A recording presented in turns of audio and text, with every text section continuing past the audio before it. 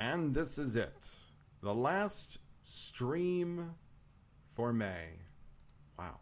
And I know that May has one more Thursday, but that's a Thursday that I'm not really going to be here for. I'm actually going to be outside the state, not able to do any streams of any sort.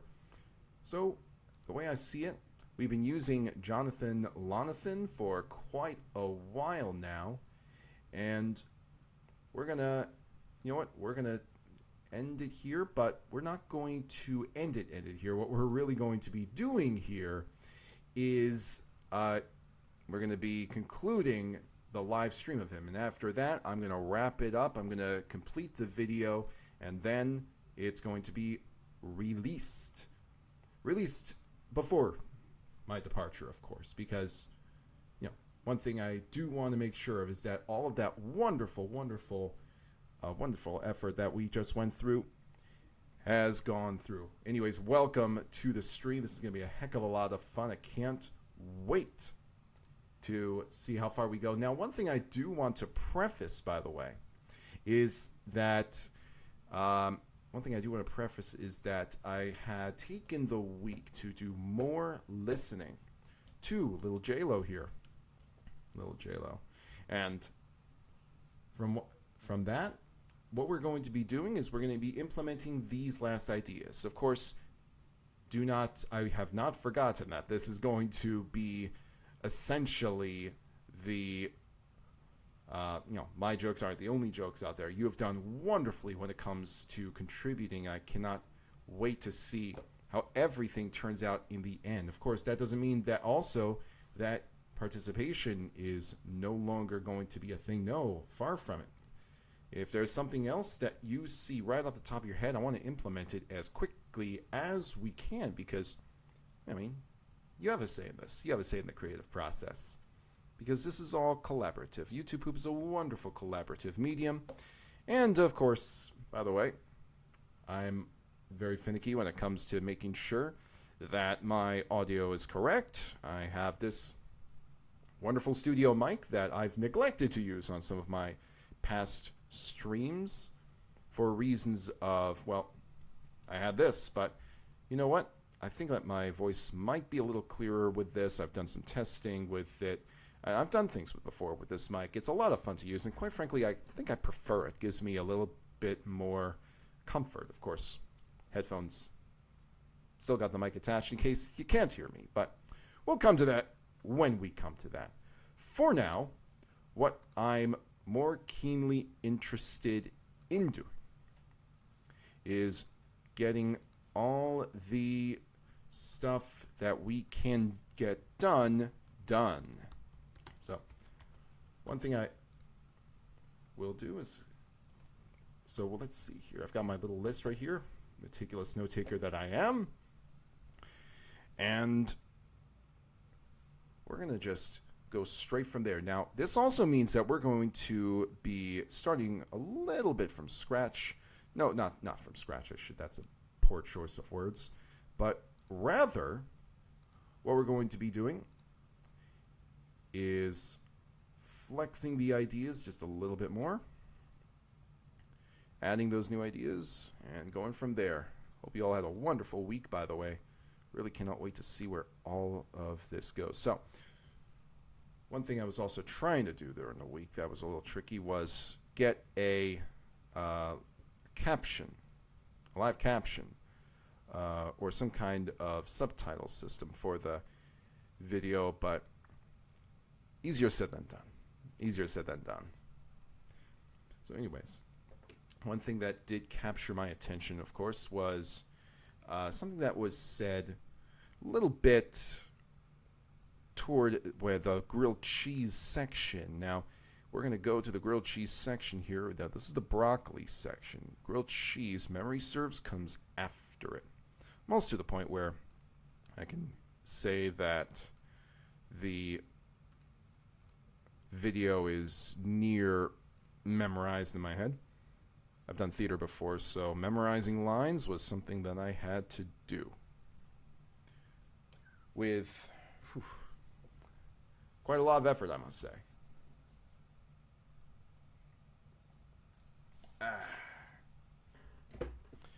So, and by the way, if you see something that you like, that you want to explore, that you want to implement, if you think of a joke, pop it into the chat. Pop it into the chat. Let's see what we got. First things first. So if we can find moist towel, and you'll see where I'm going with this as well if you're a fan of the hit TV show Community. Is going to be Now, let's agitated. see if we can get some volume on this. Of course, I had the volume turned down a little bit. Not anymore. Enough that moisture will start to leach out of it, and the bottom is going to be soggy. And so you're going to pick this thing up, and it's going to be hot on the top and soggy in the bottom, and it's going to fall over like this, and it's going to burn your hands, and you're going to be upset. So Yes. when you put it in there, and I've actually worked in restaurants where this was procedure. We made grilled cheese sandwiches, and they were like that big, and they had that much cheese in them. And so, of course, Which do by the sound time like you delicious brown it on grilled the grill, cheeses. nothing's happened to the cheese. It's just sitting there going, am I still in the refrigerator? I'm cold. So what we would do is we'd get it brown on both sides, and we'd stick it in the microwave and melt the cheese.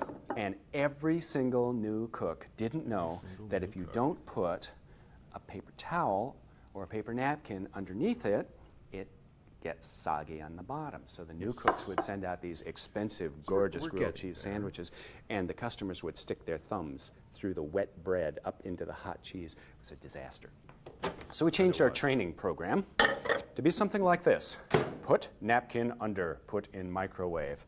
And then with cheese, remember, all you're doing is melting it. And so you would give it a real short shot until you know your microwave and learn how long it takes to melt some cheese. Always start low because you can never go back. You can always add more. So here we are, the end of 10 seconds. End of 10. You can see it's not melted yet, but it has begun to soften. You can see a little bit more reflection there, which indicates that it's starting to liquefy a little bit. So looking I would for a say moist 10 towel. seconds and probably another 10, and we're going to be all done. And then I will have half a grilled cheese sandwich. Oh, by the way, that's another great line. That Now, I other stuff love. that you can cook in the microwave includes oatmeal. And oatmeal is real commonly cooked in the microwave, but it is Let me just stop here because I actually just want to grab that line because it sounds like he's almost so flirtatious with that. Now, other stuff that you can cook in the microwave includes oatmeal. Yeah. Oatmeal. Oatmeal. Hello, Mini Colored Journal. Welcome back. Welcome back. All right, let's get my mouse cursor back on this. Streaming means you have to multitask. Hope you have a Learn wonderful how long week, it Mini takes Colored to Journal. melt some cheese. Always start low because you can never go back. You can always add more. All right. So You here just we wanna are, get to that the end of grilled 10 cheese seconds. line. You can see it's not melted yet, but it has begun to soften. You can see a little bit more reflection there, which indicates that it's starting to. Just skip ahead. And then I will have Yes, here's the line. half a grilled cheese sandwich. Man, I hope he does realize how unintentionally hilarious that he is. Looks like he's slamming his desk in AA. Yeah, can we go back here? It's Say 10 seconds and probably another 10, and we're going to be all done. And then I will have just. half a grilled cheese sandwich. I guess it came back a little bit earlier, but I'm trying to see. I think I love when they slam the desks in that game because it's just so satisfying. And everybody does it. Every lawyer, every prosecutor does it. It's just a thing in that game. I've really got to play those future versions, by the way, because thus far I've only ever played the original Ace Attorney trilogy. So the original trilogy, and I know that you've got the Dual Destinies, you've got, what was that? What's that character's name? The Apollo Justice. That's it. Now, I initially came over to this section because I was looking for a very specific. Now, what we're going to be doing this stream might seem a tad boring, but this is the process. I mean, a lot of what I'd been doing in prior streams has been largely just trying to make up quick jokes as I go along, or at least some of the quickest jokes as I go along. Many Color Journal, you can hear me, right? I'm just looking at the word "what" that you put in the stream, and I'm thinking, you can hear me, right? New microphone, so that's going to mean, hopefully no hiccups. It's going to burn your hands, and you're going to be upset. Yeah. Okay. Let's just get moist towel. There's a moist towel line right around here that is going to be perfect for a community joke. Various forms of grilled cheese. Let's just revisit this. Now, when you put bread into a microwave, you need to realize that almost all bread is going to have moisture inside it. And so, Thanks as it for the sits here clarification. like this, what's going to happen is the cheese is going to absorb microwave energy. The bread is going to be agitated enough that moisture will start to leach out of it, and the bottom is going to be soggy. And so you're going to pick this thing up, and it's going to be hot on the top and soggy in the bottom, and it's going to fall over like this, and it's going to burn your hands, and you're going to be upset. So when you put it in there, and I've actually worked in restaurants where this was procedure. We made grilled cheese sandwiches, and they were like that big, and they had that much cheese in them. And so, of course, by the time you brown it on the grill, nothing's happened to the cheese. It's just sitting there going, am I still in the refrigerator? Oh no, you are the only one chatting so far, Mini Color Journal. You're fine. So I think, once the stream gets a little bit more rolling and more people join, I think we're going to be seeing some more people, we're going to be seeing a few more people active. That's what I've found. Streaming on Saturdays isn't going to generate a lot of people, just like my weekend streams are, because sometimes people have, a few more things to do on those weekday evenings. But, at least I can do this consistently this day of the week. And if you can join, that's wonderful. Absolutely wonderful. So let me just do some quick searching. I'm looking for something very, very specific here. And I'm hoping that I do find it, because if I can find it, then it will save us one hell. Yes, perfect. Excellent. So what I was looking for, and you can't see it on the other screen. I think I should definitely eventually get this on the other screen. But what I've done is okay, perfect. I actually uploaded the video onto an alternate account, and YouTube Live transcribes things very accurately most of the time. That's going to really help us out. Up until now, we just have not been doing this. He looks melancholy? Oh, no worries. I'm all right, Mini Color Journal. And, by the way, Abizodev, I hope I'm pronouncing that right. Live to YouTube Poop Creation isn't something I thought I'd see in a stream, but I'm down. I'm glad you're down. It's been a heck of a roller coaster, making all of these things, these tiny little edits, with an audience, to say the least. So here's what I'm going to do. I'm just going to make this a little bit interesting. I'm pretty sure that you can use Control F on the notepad and Control S. Can you use Control S in Notepad? No, excuse me, Control F. Find what? Let's do a test. Doing. Cannot find doing. Oh, that's okay. So, all right, ignore the notepad. No, I don't want to save the changes. All I care about here is the transcript. Oh, the cook looks melancholy. Yeah, he does. He looks, oh my gosh, he looks so deep in thought. What am I doing? What am I doing in these videos? Okay, golly, they're making fun of me, aren't they? So let's see. Let's get some specific time. So here we are. And let's do a little Control F here. And what I'm looking for, yes, 1346. So what I'm going to do is I'm going to go to 1346, and I'm going to look for moist towel. And you'll see why shortly, but we want to pull a nice little community reference. And in the show Community, in the actual show Community, what happens is Pierce is, I believe, heir or controller of a company called Hawthorne's Moist Towelettes. Now, he mentions the word moist and towel in the same sentence, and earlier in this video. He brings about a knife and he pierces, using the word pierce, he pierces the bowl with plastic wrap on it. So that's going to be one excellent joke and an excellent reference. We might be able to get away with pulling some community clips of some sort into this video if we can. And that's one thing I love. I mean, one thing I just love to do is just pull multi-source poops out of my ass and just make them as fun as possible. EYSI, I hope, oh my gosh, sometimes these names just get the best of me. IWISI, IYSI. I'm going to say IYSI unless you have a better pronunciation or the actual pronunciation. Actual scripts, damn, yes.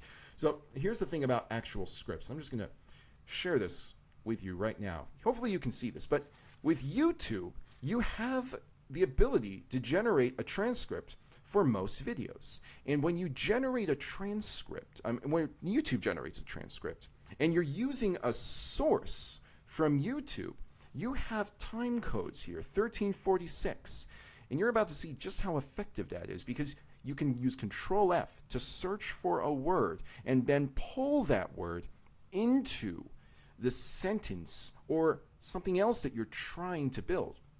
It's one of the most handy tools that you can have. Now, in events where you don't have those easy YouTube transcripts, maybe you're working with a film or something like that. Well, if it's a film, you'll probably find a script, but it won't be time-coded like it is on YouTube, because usually it's just a script. They are not going to tell you, oh, at 1346, it's going to say the word I'm cold or something like that. No, but you still have it to your advantage because you know at what part in the movie that the character uses this line. So that's one of the best advantages. Now that we've got this for this stream and for any type of video that we want to implement using this Jonathan Lonathan source, then the sky is now a little bit more we got the sky's the limit now. We can produce a lot quicker as a result. The only thing I know about Community is that yes, well, wonderful show. Extraordinary writing. I think if you just watch the first 2 seasons, you will fall in love with it. Second season, third season especially. Did you write down the actual transcript on first viewing? No, it's the YouTube caption feature. Yes. YouTube auto captioning can suck, though. You're absolutely right. It can. Usually you have to assume that it's going to generate the real word in its auto captioning, and when it doesn't, it can make searching it troublesome. But that's part of the reason here. Let me show you something. Let it never be known that I can provide a fountain of wisdom for YouTube creation. So headphones are some of the best tools that you can ever have when it comes to YouTube poop creation. Why? Well, with those Bluetooth headphones over there, for example, you can listen to the source material over and over again and pick up on some little things. Remember, I used to, before I got a work from home job, what I used to do is when I was in my vehicle driving to and from work, my distances were very long. So I would often have the YouTube source on in the background while I was driving, and I would have it on loop. And every now and again, something would click, just like that. And I could pull over, get on my pen and paper, write it down, and then when I got home from work, as long as I remembered what it was that I wanted, because you have to be specific sometimes when you're creating these jokes. As long as that was clear to me, then I could use the source to create the joke. If you're not clear with what you want to do with your notes, you end up with a situation like that Seinfeld episode where Jerry stays up late watching a movie and he's half awake, half asleep, and he sees that clip on TV of the German scientists like flaming globes. He writes it down. Next day, doesn't know what he's talking about. Doesn't know why he wrote it down. So that's why you can never, never be too descriptive with what you write down for a joke or a reference. It's a wonderful habit to have if you want to get into any kind of creation, really. I mean, heck, if you're going to be writing a book, if you're going to be maybe even writing an essay for school, having something that you can jot notes down on is one of your best tools. And if you're using something for YouTube poop creation and you need to, get something that is easy to listen to the source with, headphones. Geesh, so many features lost, but that's a good one. Yeah, oh man, I remember so many great YouTube features, and sadly, we have lost quite a bit of them to time, namely the ability to see who else is watching a video with you. That was one of my favorites. You could actually see who was watching a video with you, or at least how many people were watching it at the same time. Maybe make the cheese bread colored, cloth cheese colored, and bread cloth colored. So alternating the colors a little bit. So that is one possibility. One thing that I did think of is swapping some words around, like just a simple joke. If we want to make the cheese, I mean, one thing I will say is that this cheese almost has similar shape to this napkin that the bread is resting on. So that is a possibility. Definitely a possibility. If we can find a way to increase the size of the cheese, or better yet, just take a smaller form of this whole napkin and everything on top of it, expand the window. In fact, we can try that right now since, let me just get the moist towel line before I lose my train of thought even further. It's got things in it that help it maintain its shape, and that's why it's part of the reason why it's the most popular hamburger cheese in the country. But you can see, if you can see, can you see there how moist this towel is? Like I said, transcribing, wonderful feature. So we're going to just take that, we're going to pull it over here and into our little palette and do some work on it. Just do some work. Actually, you know what? Let's put in this empty space. This is just a mishmash of all sorts of edits ideas. What's wrong with adding another one here? But it's all going to come together. It will come together. Remember, we're making cubism, not romanticism. What is your favorite word to use that is not a curse? Favorite word to use that is not a curse, I'm assuming an explanation. I like to say dag yo. It's a reference to a Homestar Runner cartoon, the very first Teen Girls Squad. That's where it comes from. I don't know, something about that resonates. Yes, I use my school agenda even for personal fun stuff to do. Yeah. I mean, the school agenda, they give it to you. You might as well take some notes in it, because I think every school agenda has those back pages where you can just jot down random things. Wonderful use for it. I mean, heck, almost every place that you go to, let's say that you go to a fair or you go see a radio station at a carnival or something, like everybody's handing out freebies. So try and get as many notebooks as you can. And even if you can't get them for free, sometimes Staples or whatever office supply store that you can find will have them on the cheap, especially around back to school time. So keep them on you. You never know when you need them, even if it's just for non-hobby materials. Have you seen my unfinished YouTube poops? No, I don't think I have. Franco, send them to me, or if you have them on your channel, at me, and I should see it in my alerts. I actually have a few of those I have to catch up on. Can you see how moist this towel is? Silver. I see. Oh, I see it. I see it. That's a good edit right there. Good thinking. Good reference. A callback to an original video. So we've got a couple things right now. We got the edit of this napkin, and we'll work on that as well. Now, believe it or not, I don't have a copy of the worst Sonic fan fiction ever on my computer, so I'm going to have to re-download one of my old YouTube poops. Who'da thunk? If you are brand new to my channel, by the way, and you haven't seen this video, I think it's one of my I think it's one of the best YouTube poops I've made. The worst Sonic fan fiction ever. It has some age to it, but from what I'm told, it's timeless, so, you know. And when I say age, I mean also, you know, what exactly the language of the time was, because back in those times, I can't believe I'm saying this, and it's 2023 and I'm saying this about 2012. But back then you had some more leeway in what kind of humor you could get away with. So, oh, there's a new version available. How nice. And, you know, I love this. I love how in the downloader you can see what I've downloaded. Why would I have downloaded these? Oh, you'll see. They'll be used in some videos that you'll see very, very soon.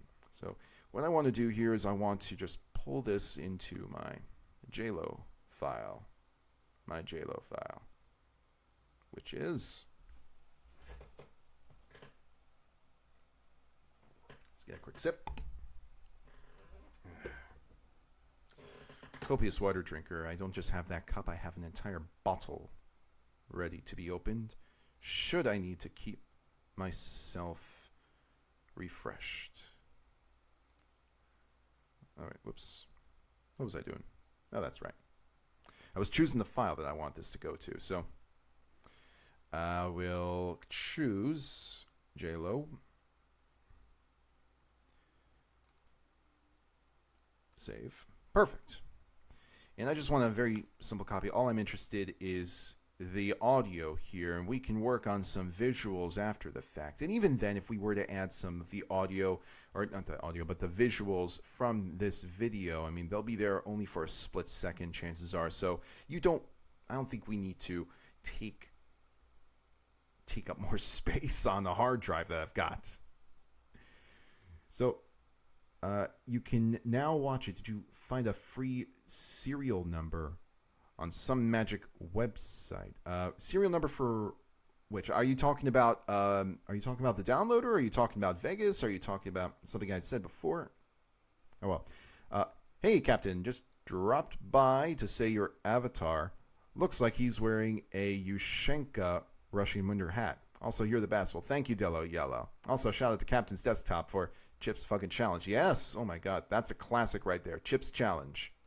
I had an old computer, and like this is the version of Chip's Challenge that has more updated graphics, but I played the original where you didn't have that smooth movement. It was as basic as it came. Wonderful game, though. Tons of levels. But holy hell, is it going to be a pain in the ass to complete 100%. So if you're into old games, old DOS games or something like that, this is a wonderful one, but you have to be patient. You have to be patient. Especially with the block pushing levels. They are, oh man, they are a real pain in the ass. So, now that we've gotten this downloaded, and, oh yeah, that's right, a Yushenka. Now I can actually see the Yushenka now that you put it. I think I know what you mean. That's just my hair. I mean, I think you can kind of see that, my hair sort of kind of resembles my avatar now. Technically always has been. I mean, by the way, the artist behind hang on, I'm going to go to Google. The artist behind that avatar, if you didn't already see my post about that, he was an artist who did some very funny web comics called Tim, Tom, and Jim Bob, and unfortunately I can't find very many of them anymore, but this is the picture in full. You can see, like, I asked him to make a picture of me being carried by Haruhi, and spectacular. Spectacular. This belongs in the Louvre. It belongs in every museum. I will print it and plaster it on every wall of every museum if it's the last thing I do. Tails, I may not know what Eggman's up to. Hey Mario, how come his lips... Oh yes. Lips aren't moving when he talks. Maybe he's been watching too much My Little Pony. Man, I tell you, the game is so bad. It's like the characters' mouth movements, they didn't even try. Okay. Anyways, let's go back to the folder that we want, which is our JLO folder, EFG JLON, or JLON folder. And for that, we want the worst Sonic fan fiction ever. We're just going to pull this, and we don't need the whole thing. I know where the clip is, so I just want to trim a little bit of this off. Boom. And how? Let's see. Oh, there's the clip. There's the clip. Let's see. Comes a little bit later. Work together. We need, and then we have the I see it section. I just want to play this in full. I see it! I see it! And now it's all within my reach. That's a wonderful example, by the way, of what you can do with a nice little forward reverse gag. Make some interesting new words that are palindromes. All I want is this part. I'm going to keep the visuals here so that I know that this audio is here, and we can implement it some way, somehow, when the time comes. I was talking about the downloader. Oh, the downloader. So this one I don't have a key for. Truth be told, 4K video downloader is 100% free. Let me just pull it right back up. Yes. So it's 100% free. You can download it off their website if you need a key now. That's news to me. But what you have if you activate it using a key is unlimited downloads with the standard version, which is what I usually use. You get 25 downloads a day. That's all that I need. The only time I can think of that you would need more downloads a day is if you're archiving some videos that you know you're going to need to archive, and this just gets the job done very well. It can download whole playlists. So that's why I use it. I don't download playlists all that often, and even then, short ones. Dude, Chips Challenge was brilliant. I used to play that all the time. Nice. On our first Windows 95. Also nice. Windows 95, brother. One of my favorite computers ever. It was quick. It was snappy. And it had great DOS games. Along with Rodent's. I remember Rodent's Revenge. I remember Ski Free. There were some card games, some very simple card games. And what else was there? I mean, there was that whole collection of Microsoft games. Okay, that's about done. Now this is American cheese. Whole collection of games that you could play for free. Oh wait, no, it wasn't free. They came on a disc, but in my case, they came pre-downloaded on my computer. So lucky me. The reason why it's the most popular hamburger cheese in the country. But if you can you see there how moist this towel is? How moist this towel is? Now, the full name of the company, by the way, appears like Moist Towelettes. We can make the ets. Towel is. Towel. Oh, I'm not getting the full word here. Whoops. Towel. There we go. Moist towel. Now, what we just need is the ets, and we can pull that from the word let's, as long as we've got some good enunciation, because he's saying it rather softly here, but that's okay. And even in this case, I mean, we don't always want to, we don't always have to look at the perfect enunciation, as long as the audience knows exactly what's going on. My name is Ung, and I am the Avatar. Oh, what's this? Shows Velma. Now this is American Shits. Oh wait, are you talking about like the first episode of Korra? I mean, I'm trying to think about the reference, and that's the only thing that comes to mind.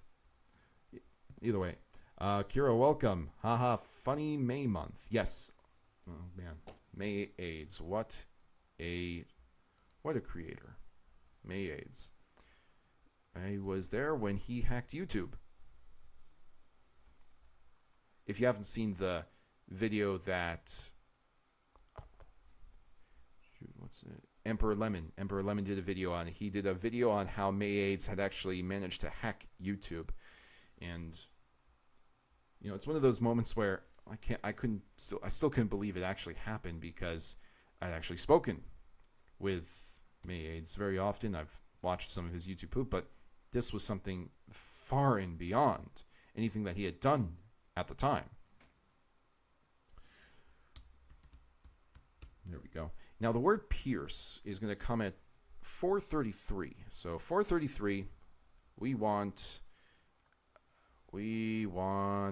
pierce. So this little drag slider right here, I can tell where I am by this little timer right here. So I'm starting from the beginning and moving all the way here. So that's how I know I'm at 410. What I want to be is right around 433. So I'm not going to use my slider for that. Cleaning it is a nightmare. Potatoes are another thing. If you don't release the pressure in the potato, you've all heard that you can bake a potato in a microwave, and you can indeed. But if you leave the skin intact, the pressure on the inside, because potatoes are very wet, will build up, and it will blow little holes through it, and it will make it look really awful. So you simply pierce them with a fork all over. Oh, that's right. There's more than one pierce. Forgot about that. So there are two versions of Pierce, one for that, and I think another one for broccoli. Yeah, and that's actually not too far forward here.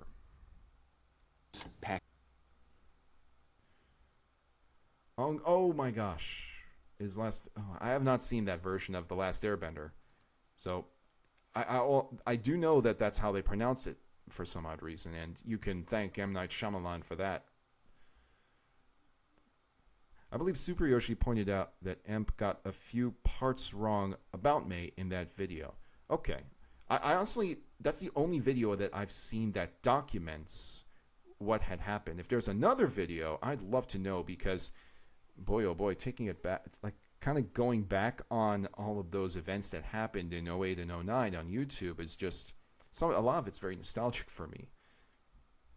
Would love to know if anybody else remembers that. The only other video that I know of that referenced it in some capacity that had a lot of oomph or attention behind it was Shane Dawson, because Shane Dawson was also one video creator that was affected by it. He had his thumbnails switched by the YouTube hack by May.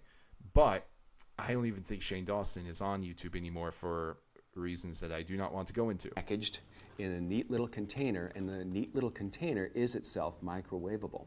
And they will tell you the broccoli, of course, has been cut and it's been partially cooked, and I'm just going to skip ahead a little bit. Places before you stick it in the microwave. And that, went a little too far. Please pierce. Pierce, that's the word, that's the enunciation, that's perfect. Pierce. Much better than the other Pierce, much, much better. So let's grab that and let's pull it on over. And this is how I sentence mix, by the way. I mean, with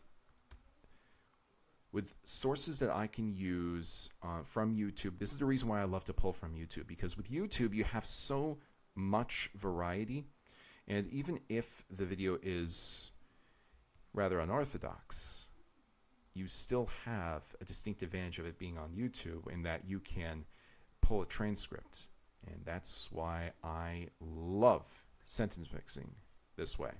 And it's also preferred. I've seen some other creators do it this way. I actually know that one YouTube creator, wonderful creator, by the way, Very Tall Bart, has software that actually transcribes the video for him in his video editor. So all he has to do is search. Now, not everyone's going to have that. I don't have it, unfortunately. But that doesn't mean that you can't do it. You just have to take a few extra steps. And sometimes a few extra steps can just be, stepping over a hole. It's that short of an obstacle. There we go. Have you seen my comment? Yes, I was talking about the downloader. Unless you're talking about a different comment, because I didn't have to use any kind of serial number for 4K video downloader. It was completely free. Unless there was another comment, like I said, that I completely missed. I don't see it. In the Last Airbender movie, Princess Yue has a PP hairstyle.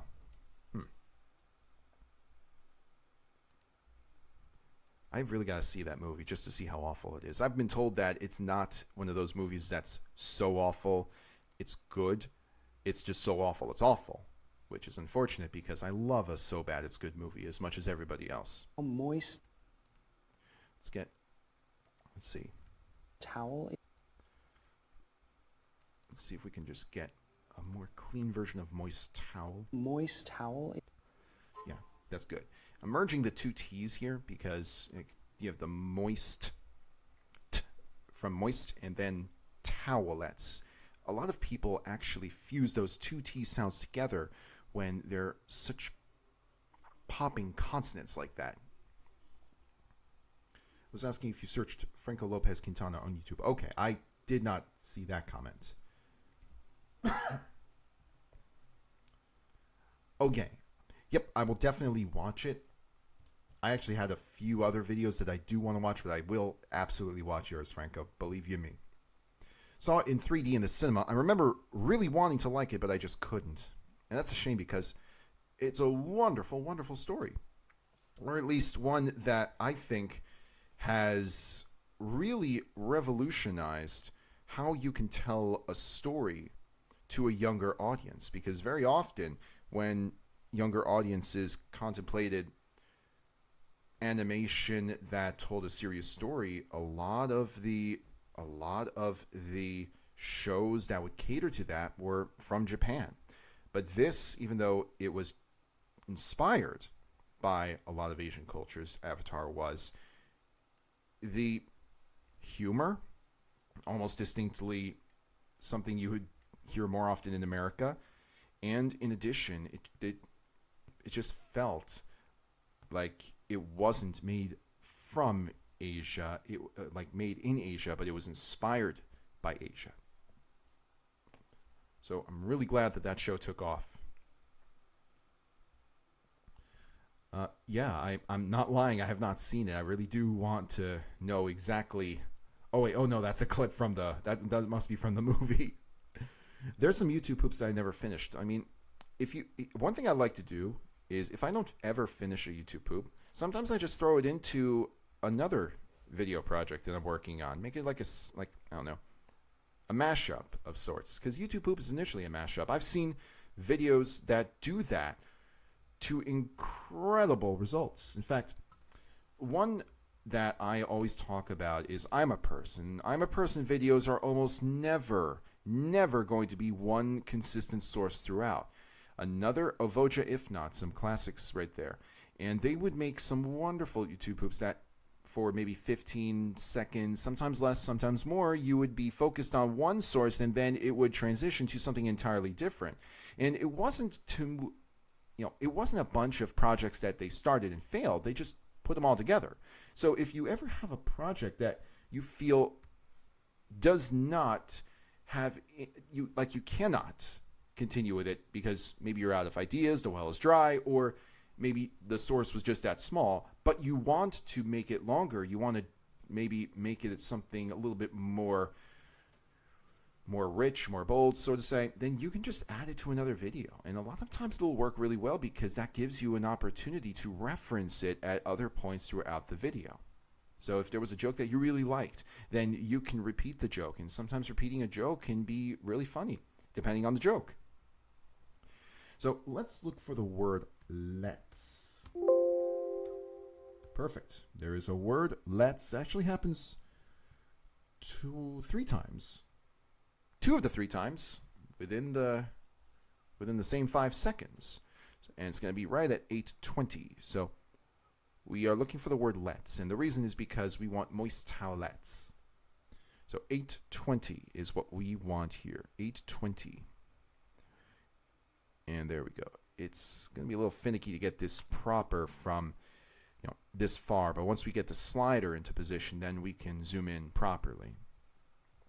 I concede to not having even started a YouTube poop. Well, believe you me, it is going to be one of the most fun things that you ever do. I highly encourage you to try, even if you don't have quote-unquote sophisticated software to produce videos on. Sometimes making a YouTube poop is just as easy as getting started.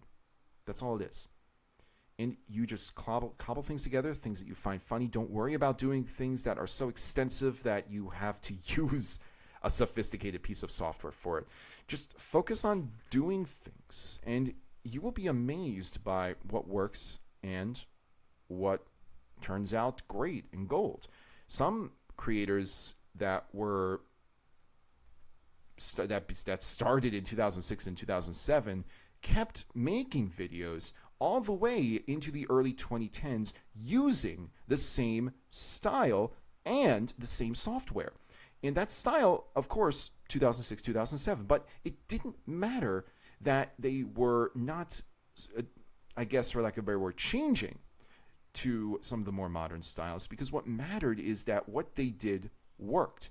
Now, also, if you're going to start video editing and you start on a smaller piece of software, it also gives you an opportunity to see whether or not this is something that you are going to like doing. So you don't have to go out and get a large, sophisticated piece of software like Vegas. You can just start small and work with what you've got. If you love it, if you want to keep moving, that's great. And even if you don't, if you find that, I don't like making YouTube poops, but video editing is kind of fun, that's great. You can open up some brand new avenues, try new things. Settling down and evening out across whatever it is that you're cooking. So let's open. That's that's a too short a let's. There's another let's. Open it up, and with anything that may have steam, let's say this. This is a little better. Let's see how it does. Say that. And I like that there is emphasis on the E, because moist towelettes, there is emphasis on that E. Hey, hey, looking good, buddy. Thank you, hero of logic. Really appreciate it. Yes, Franco, I have seen your comment. Don't you worry. Sometimes a YouTube poop can have less effects and still be fun. You like Swish Film Ink? Yeah. I mean, sometimes, you just have to focus on, when you're creating YouTube poop, just focus on the basics. Remember, the big boom for YouTube poop, which happened in 2007, not everybody was using Sony Vegas. I mean, you couldn't really download it very easily. It wasn't something that a lot of computers could run at the time, because back then you still had some very, not shabby, but very old desktops that people were using to access the internet.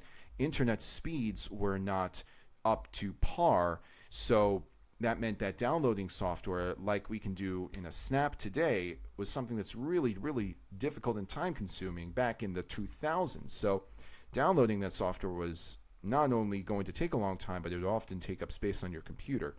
So the software that most people used was Windows Movie Maker. Even on Vista, when that new operating system came out, it had a version of Windows Movie Maker. Same effects and everything, slight differences, but all the same. And people used it with aplomb to make YouTube poops because it was what they had, but it worked. Let's see. I want to get rid of that L. Let's say. The L is fusing with the E. I don't like that. I need to think of another way to do that. Let's see. Sometimes, unless we get rid of the L and just focus on the ETS, which we absolutely can do. Oh my goodness, I'm a fool. Florets. He says the word florets at 517. The same speech style. It's perfect. Florets.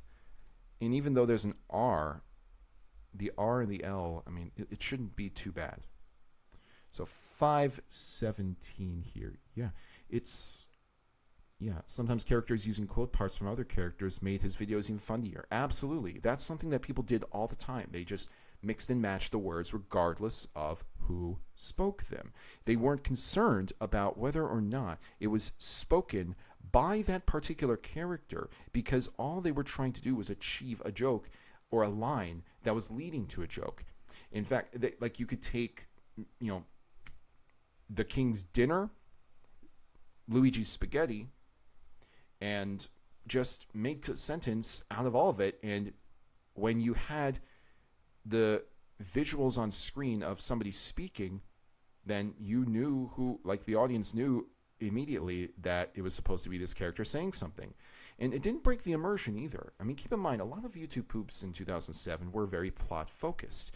They were just screwball plots, of course, that, you know, of course, are not going to make a whole lot of sense. They won't win you any Oscars for screenplay, but they still did enough to get the viewer into this mad, mad, mad world and laugh. And even when the effects were, and keep in mind, when I say effects, a lot of times I'm referring to what people did in Microsoft Paint. The effects were very effective despite them being shoddy looking for the time. It's think of YouTube, like I saw an article talk about this. YouTube poop is kind of like the punk rock of the internet. So 517, florets. And we're going to use the word florets for another word later on. Package. And so, what you would do, we'll do it, I believe you. is you would hack off your little florets.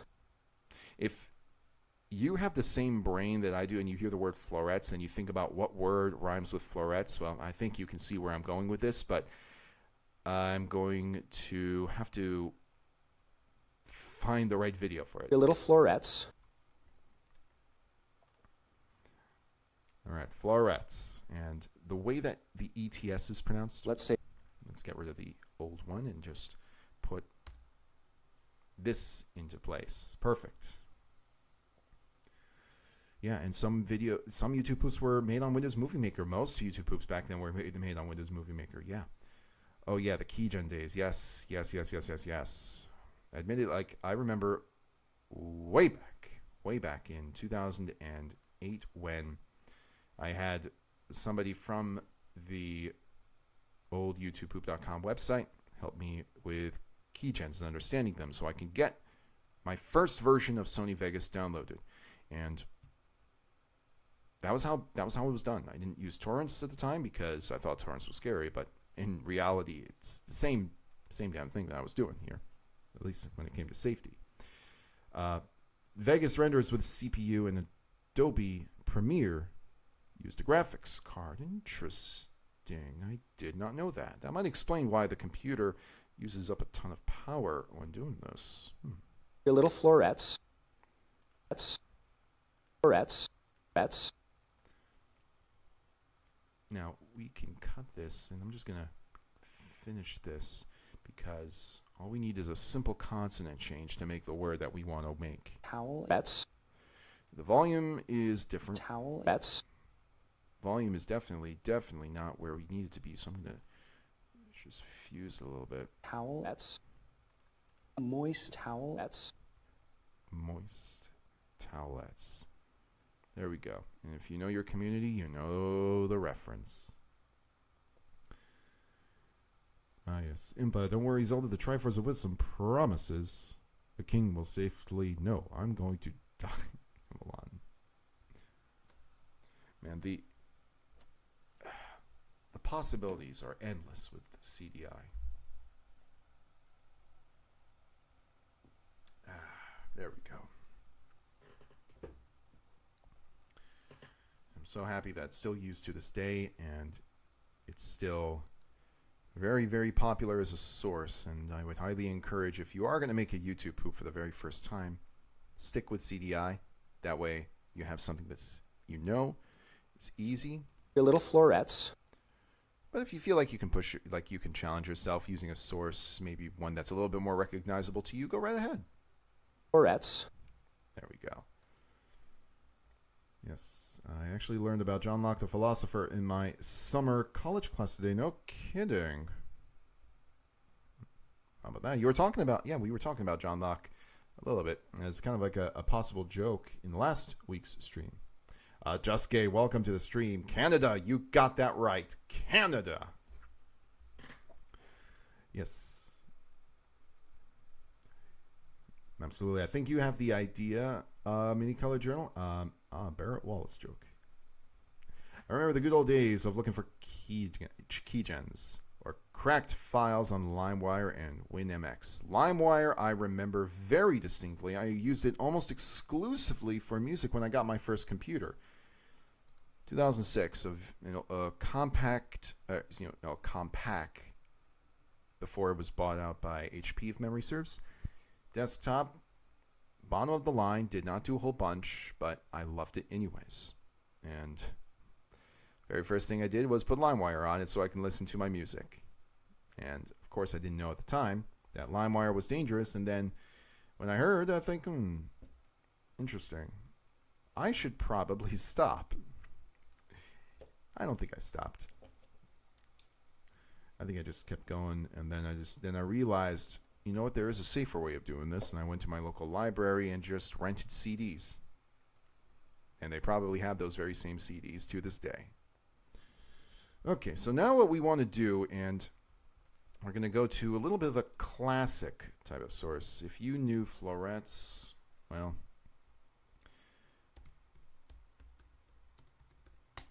I wonder if this is still something that you can, you know what, I'm going to look at these later because I'm going to be honest, I don't know a lot about this source. I've heard it, but I don't know where all the clips come, like the specific clips that I know come from.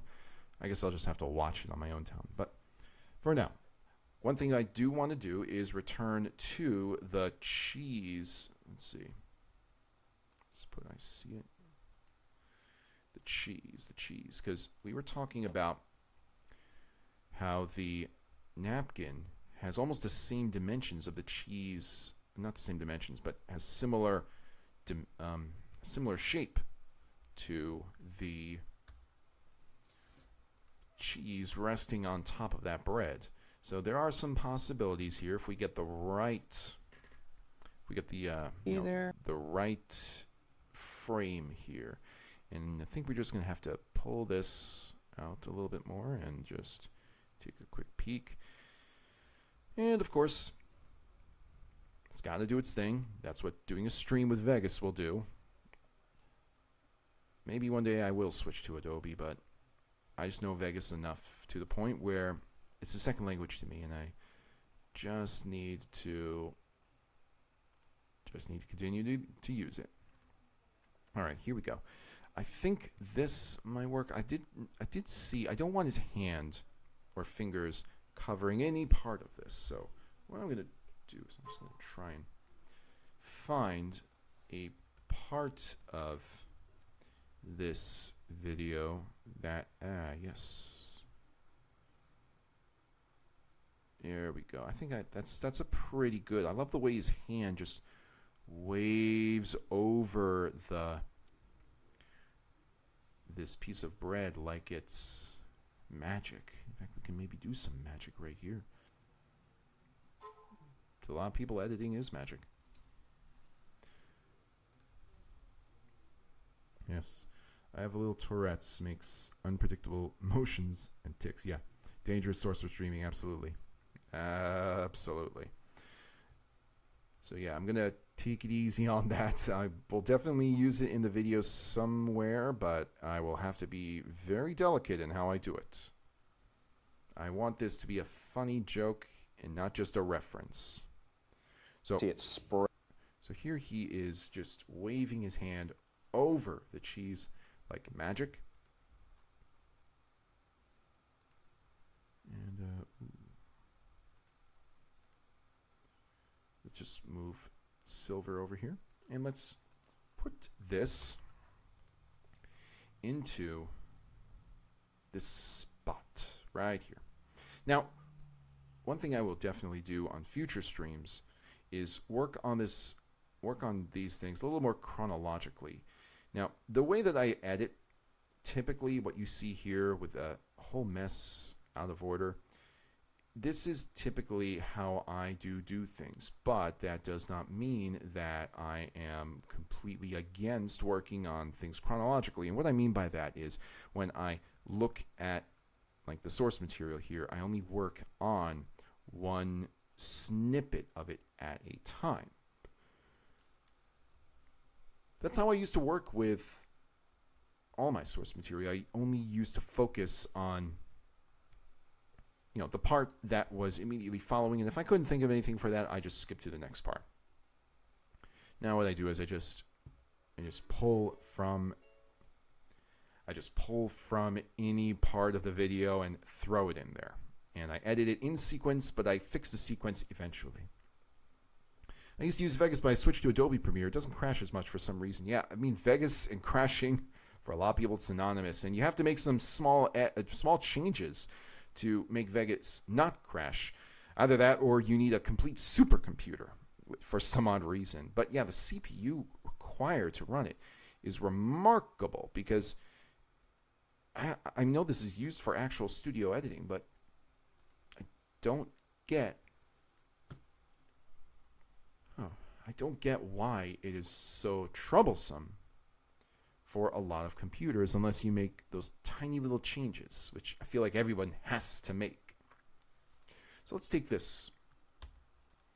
Let's take this little snippet right here.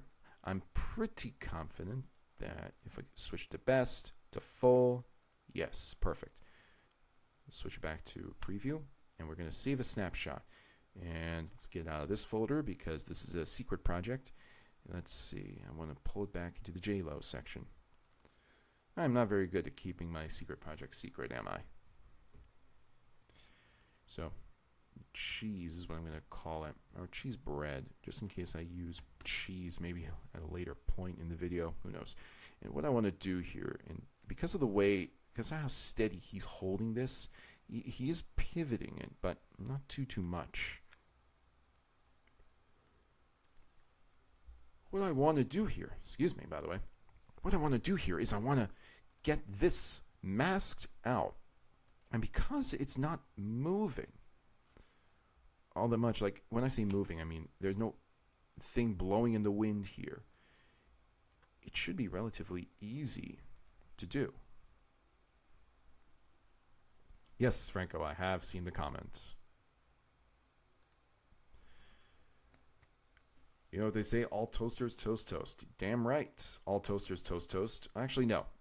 Toast doesn't go in a toaster. Bread does. I need to put that on Twitter. I'll probably get canceled for saying that. I can't wait.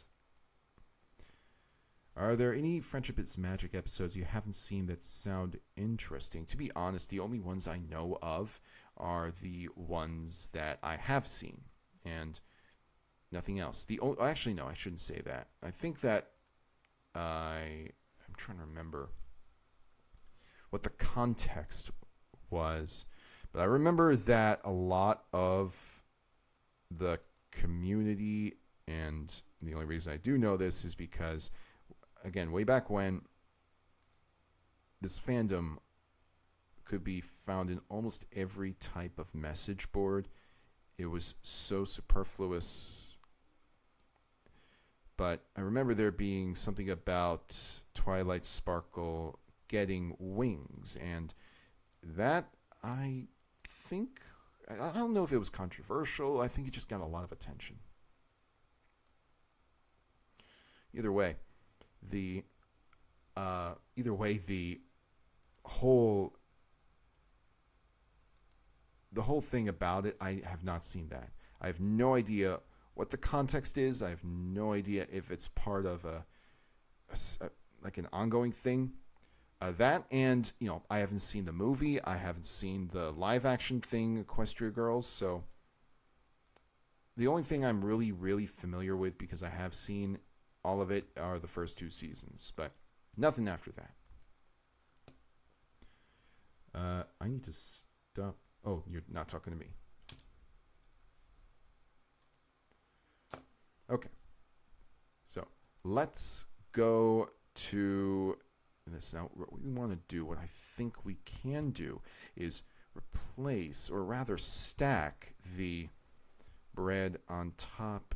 Let's see what we can do here. We might have to deform it a little bit, but if we have to, it shouldn't be any problem because of how simple and easy these dimensions are. And I'm just going to match the output aspect. Okay, good. The output aspect has already been matched. But just from making a simple shrink, and then we're just going to deform it. as soon as we get the right dimensions in. If we don't, that's not going to be a big problem. Yeah. And we can use some text from Jonathan Lonathan for context for this. I mean, just something simple. If he's referencing putting the grilled cheese on a piece on a napkin, he could say putting a grilled cheese on a napkin on a grilled cheese on a napkin. Just something simple like that. And it would actually, I think this is good the way it is, because you can still see the cheese. It's almost, this is eerily realistic. All I did was shrink it. This is better looking than I thought. Darn. Just something so simple. Twilight getting wings did get some controversy. Okay, well, I mean, I don't get why they would, like, it would be controversial, but I wasn't part of the fandom, so I wouldn't know. All I could say is, I mean, cool. She can fly. And I guess that makes her a special kind of pony or something like that. Whatever the case. What's your favorite food to eat? Singular dish or group of foods? Oh boy. Oh boy, oh boy, oh boy, oh boy, oh boy. If you asked me that back in 2015, I would have said something like sushi or hamburgers. Today, vegetarian that I am, there is one dish that I love to eat more than any type of dish. Actually, no. So if you ever have Indian food, you will, when you think Indian food, you're probably thinking of spicy stuff. But there's this one amazing dish that, look at this. This is called pav bhaji. And pav bhaji is exactly as it looks. It is these gorgeous golden buns, and this is a tomato gravy with some vegetables in it, but you wouldn't know that this was a vegetable gravy because it tastes so good. It is my favorite dish, and if you ever have the opportunity to go to a good Indian restaurant and you see pav bhaji on the menu, ask for it. I guarantee you will not be disappointed. And the cool part is that if you do, let's say you go to India for a vacation, like Goa or something, where a lot of people do go as a, nice beach vacation.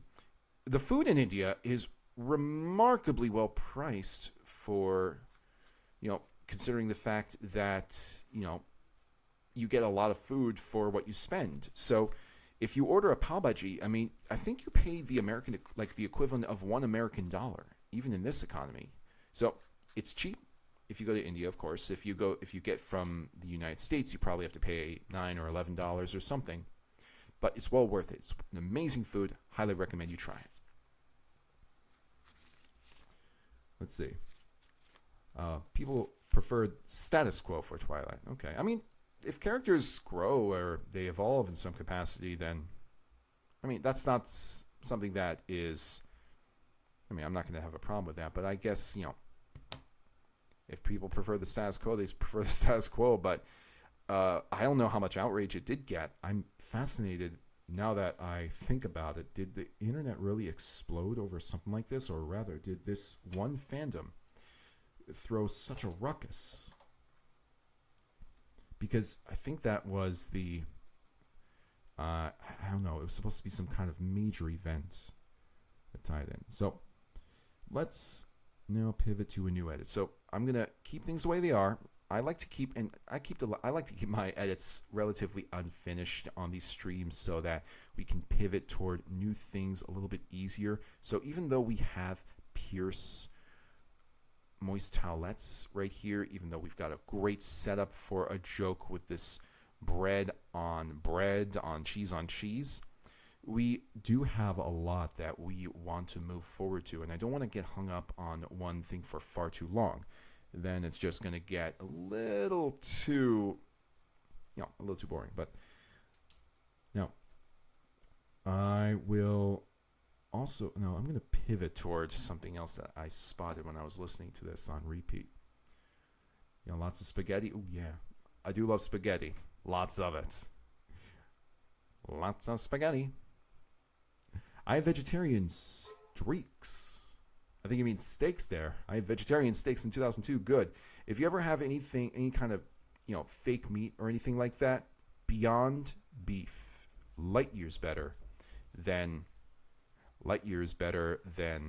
Impossible. I'll be right back. That is my cat scratching against the door.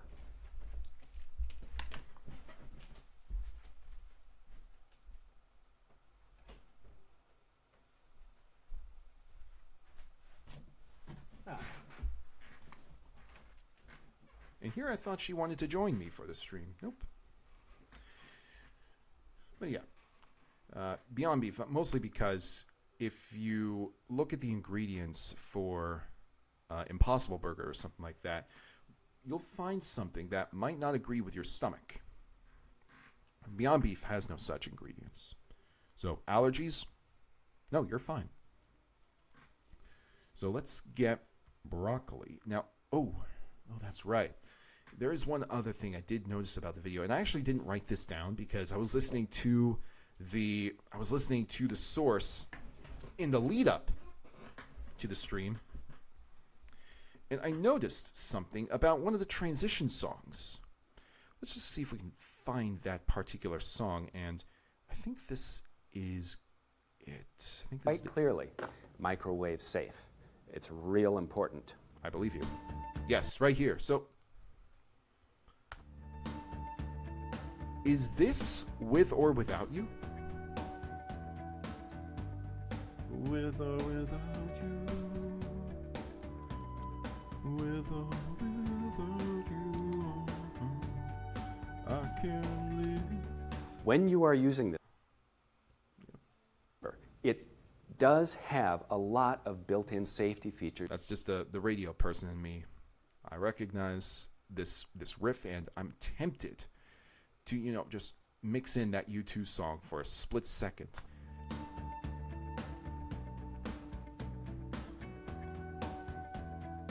Man, I love that song. Man. This has got to be it. There's just no way that it's not. And if it's not, it sounds too similar. Whoops.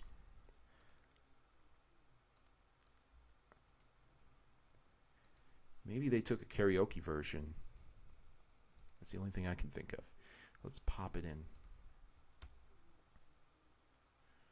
Right about here should do it.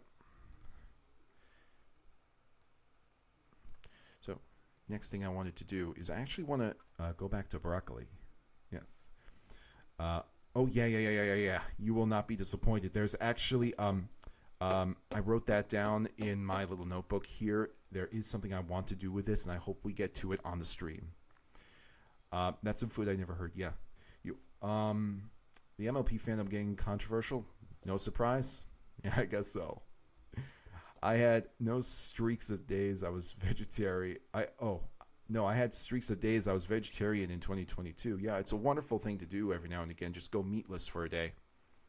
You'd be surprised how much amazing food there is out there that is completely and utterly devoid of anything meat related, but still tastes amazing. And Indian food is just full of it. Absolutely full of amazing things. Can the chef be chopped to sing along with the actual song? Ooh. Maybe.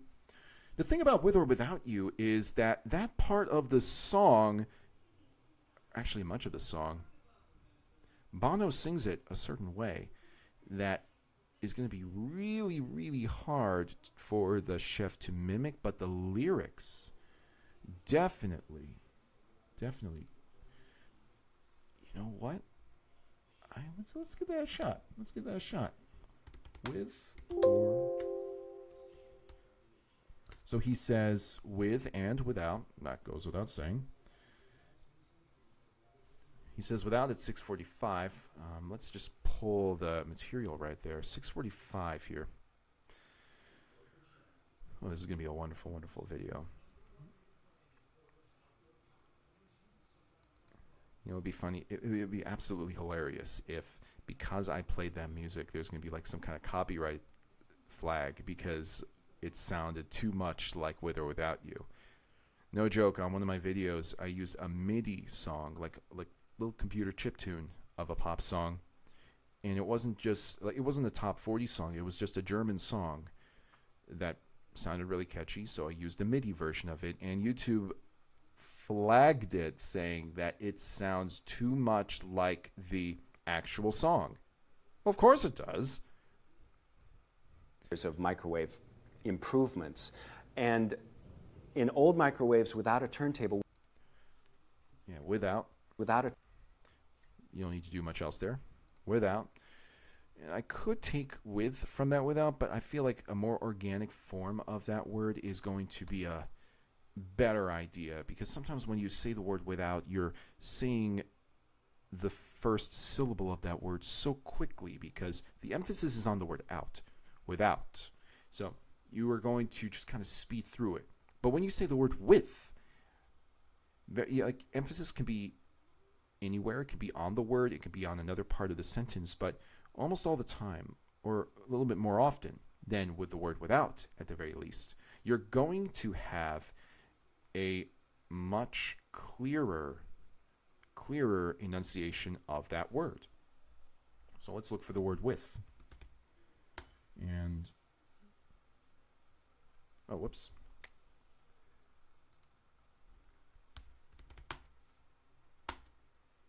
He actually uses the word twice in a row, so that sounds like he was fumbling over his words at some point in the video. This could be good. This could be interesting because sometimes the first one isn't going to good. So when you have you ever noticed sometimes when you are trying to say something and mid-sentence you feel like you don't pronounce it correctly, so you say that word again, but there's so much more clarity to it than if you had just regularly said it.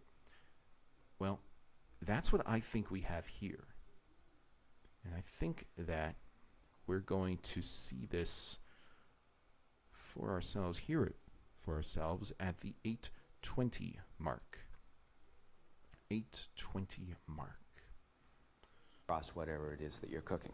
So let's open it up, and with any Yes, exactly. So listen to this. and with any So the first with, it doesn't sound like with. It sounds like whiz, like WHIZ. The second one is a correction. So when you correct yourself mid-sentence, there's much more clarity on that correction than there would be on a regular use of the word. It's almost like you're moving too far in the other direction where it almost sounds too precise. and with any Now, with is a one-syllable word, of course, with any but on multi-syllable words like basement or container, anything like that, you will find that you do this very often. It's just human habit. Once you attempt to correct something on the fly, you will often go so far in the opposite direction. It's like a snapback of sorts. Switch the no's with the yeses for the safety. So we are doing something with the safety. Actually, this would be a very fun thing to do a little bit later on, because I did have one idea of a very, very fun sentence mix. Like glass and ceramic. Yes, that you will not be disappointed is what you said I meant in response to you. Oh, I see. Oh, thank you, Mini Color Journal. Once on my old channel, I streamed Spookies, and I accidentally left music in the background. It was so quiet that even I couldn't hear it, but YouTube somehow knew, and it struck the stream. Yeah, it is simply remarkable how YouTube's anti-copyright systems are. I mean, the truth is that they're almost too good. I mean, you should, like, for example, with the example before about the MIDI version of a song, why does YouTube have to flag that? It kind of implies that if you made the song yourself, regardless of the difference in the instrumentation, then that's not good. But why? What if a band has to cover it? What if a band is covering it? Does that mean that the cover version is owned by them? Or rather, what if the riff is similar? That's what I'm curious about. Or what if it's sampled in another track? For even a split second, I have no idea how powerful they are, but it kind of scares me. Yes. It's a little weird that you don't have more viewers on these live streams. I mean, keep in mind, I only started live streaming at the start of the year, and it was infrequent. I did it on weekends every other week, and not every other week as well. There was one weekend where I did it for 2 4-hour streams, one on Saturday and one on Sunday. And that was largely because I hadn't scheduled myself any proper time to do these things intentionally, because still relatively new to me.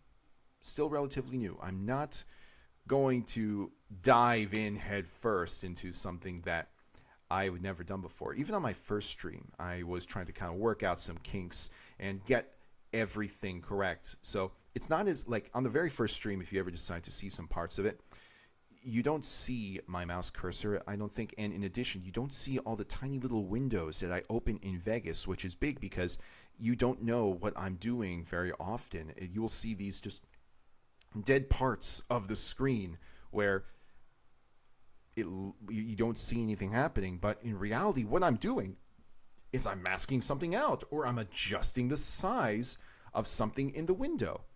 And those tiny little details did not get captured. So as I went along and I learned how to use some of my streaming softwares a little bit more, and keep in mind, I'm still trying to evolve it. I definitely want to get myself a more proper camera rather than the webcam here. There are going to be some better quality streams. I mean, heck, look at the banner that I've got on the bottom that has the patrons. By the way, wonderful, wonderful patrons. Thank you so much for supporting. That has my avatar. All of that is a little bit on the fly. A little bit on the fly. I did take some time to try and make it as good as I could, but it's a little tricky to get it the way I want it to. I would love to have more viewers on the streams, but it is what it is. You always start small. Even when I first made my first video and uploaded it to YouTube, I started small that way. And I think that streaming is just going to be another one of those things that as time goes on, I'm going to get more viewers as long as I put in the effort, the practice. Maybe I can free up another day to do this. That would be a lot of fun. Let's go right back to it and go to the broccoli clip. And the reason why I want the broccoli clip is because I did have another music-themed joke that I liked the idea of. Now, this is one I didn't check to see if it was possible, but maybe we can put it into practice somehow. What I want to do is take the word broccoli and sort of make a word out of it. You've heard of the song Crocodile Rock by Elton John. Well, I'm going to see if Brocodile Rock is a possibility. It's one of those sentence mixes that it's so insane that you can only get away with it in YouTube poop. Which is kind of funny because you only sentence mix in YouTube poop unless maybe you're on a late night show cobbling together clips. A fork in several places before you stick it in the microwave. And that, once again, is to release the pressure. If you're cooking raw broccoli, it goes exactly the same way. What you're doing is you're reproducing the Now, broccoli, I'm looking for a very specific way that he pronounces that word, broccoli. The way that he said it just now, that's not the way that I want him to say it. I want him to say it with less speed. And he does use the word the way I want him to a little bit earlier. But the eggshell isn't going to do anything. Is the egg seen? Yeah, the eggshell's not going to do anything except explode. Maybe. Watch. Cleaning it is a nightmare. Potatoes are another thing. Yes, potatoes, and then So very comes the wet. broccoli. Yeah, Markiplier said that once when he was talking about Content ID striking re-uploads of Unisane's clips. It works too well. Yeah, absolutely. Will build up and it will blow little holes through it and it will make it look really awful. Photoshop can be really annoying for that. When you open up some panels, OBS won't pick them up unless you use display capture, which can be really inconvenient. Yeah. In fact, I'm using display capture right now in OBS, which I do not mind because I've got a second monitor here, so I can afford to do something like that. And as such, I'm not too concerned about whether or not I'm going to, accidentally, show my OBS software on stream or something like that. Not unless I physically right-click or click and drag. So you simply pierce them with a fork all over the place to release some of the... Hey, Captain, how are you doing? Today's my birthday. Well, happy birthday, Mr. Triangle World. Dag, yo. Happy birthday, my man. Well, Mr. Triangle World, I'm glad you were able to hop on for your big day. I hope you have I hope it was wonderful. I hope it's still wonderful. I mean, the day is young for some people. Love to have you on board. Thank you so much for spending time with us. Pressure. And if you look at the directions on something like... I'm watching The Simpsons. Nice. This is broccoli. And perfect. This is broccoli. Okay. He says broccoli. It's a little soft, but maybe, just maybe, there's another utterance that I will like just as much. I'm just going to keep this... I'm going to just put this on this layer so I know it's there. It's kind of like putting a tab on it. Now, a little bit further, he does use broccoli again. This is just the first instance of him using the word broccoli in this video. Broccoli, of course, has been cut. Broccoli, of course, has been cut. Now, when else does he use the word broccoli? Let's see, if you're cooking raw broccoli... Let's see how we do here. Is you would hack off... We'll do it. Is you would package. And so, what you would do, we'll do it, is... I'm sure you will do it. Told you about on the back of the package. And so, what you're doing is you're reproducing this same method that they've told you about on the back of the package. And so... A little further back. It goes exactly this. If you're cooking raw broccoli, it goes... Okay, and let's look at the fourth instance. There are 4 instances in this video where he uses the word broccoli. The last instance is actually further down than I thought. It's about halfway through the video. Interesting. Into a bowl with a little bit of water in the bottom so that they're going to steam. This is the rotation step. Out the heat and make the cooking more or less even. So you don't have the hot spots and the cold spots, and it will sit and it will even out. Now, you can have a vent in the middle or you can have a vent at the side, but you must have a vent. That's the holes in it. If I were going to close it like that, I would... But what I'm going to do is I'm just going to fold out a little vent over here. And then we're going to stick it in here. So the use is almost a full minute later, almost a full minute. I would just shove it right up there. At a turntable, what you had to do was you had to stop in the middle of the cooking time and you had to rotate the thing. And the reason that you rotate it is the same reason that you rotate it in an oven when you're baking a sheet pan of cookies. Almost there. Sort of going around on an axis as if it were a chicken on a skewer. But if you stick it on the outside, good. And I have a little bit of time left here, so I'm going to get rid of that. I'm going to hit the reset button. It'll either be called reset broccoli or clear. coming up. Same thing. And then broccoli. Perfect. That's exactly what I was hoping I had. An utterance that sounded like that. And then broccoli. Now, broccoli. Now, the thing is that it's not the same way he said the other broccolis in more than one way. He's completely skipping over that O in the middle of the word. It will still work out. Yeah, multiple monitors, definitely the way to go when you're doing streams. I don't know any full-time streamer that only uses one monitor. Have you seen the comment about watch cartoons? No, I have not. Happy to be here, sir. So far, it's been wonderful. I'm a quarter of a century old now. Holy smokes. Happy 2.5. My man. My man. Man. What'd you do? Go out to Topgolf? Did you do any nice big fancy restaurant? This made me hungry, so I just made some cheese on toast in the microwave. Well, I hope you put a piece of towel or paper towel beneath it, as Chef Johnny Lonnie says here. Broccoli. Now, I'm just going to keep that there. Maybe we'll just work on Crocodile Rock.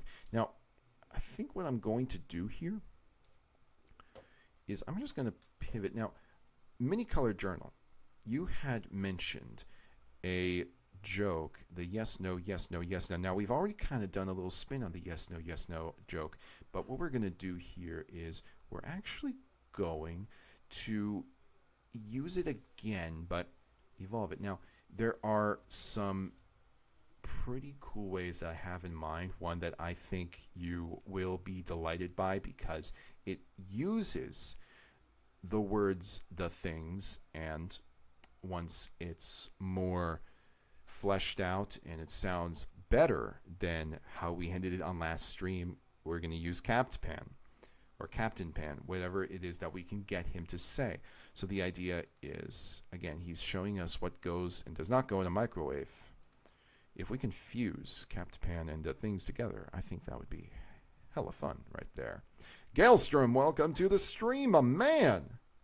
So glad you could join. If other YouTube poops haven't added it, you can throw in a quick Rock Lee reference. I'm going to be honest, I'm completely ignorant of Rock Lee. I have no idea what Rock Lee is. Oh wait, no.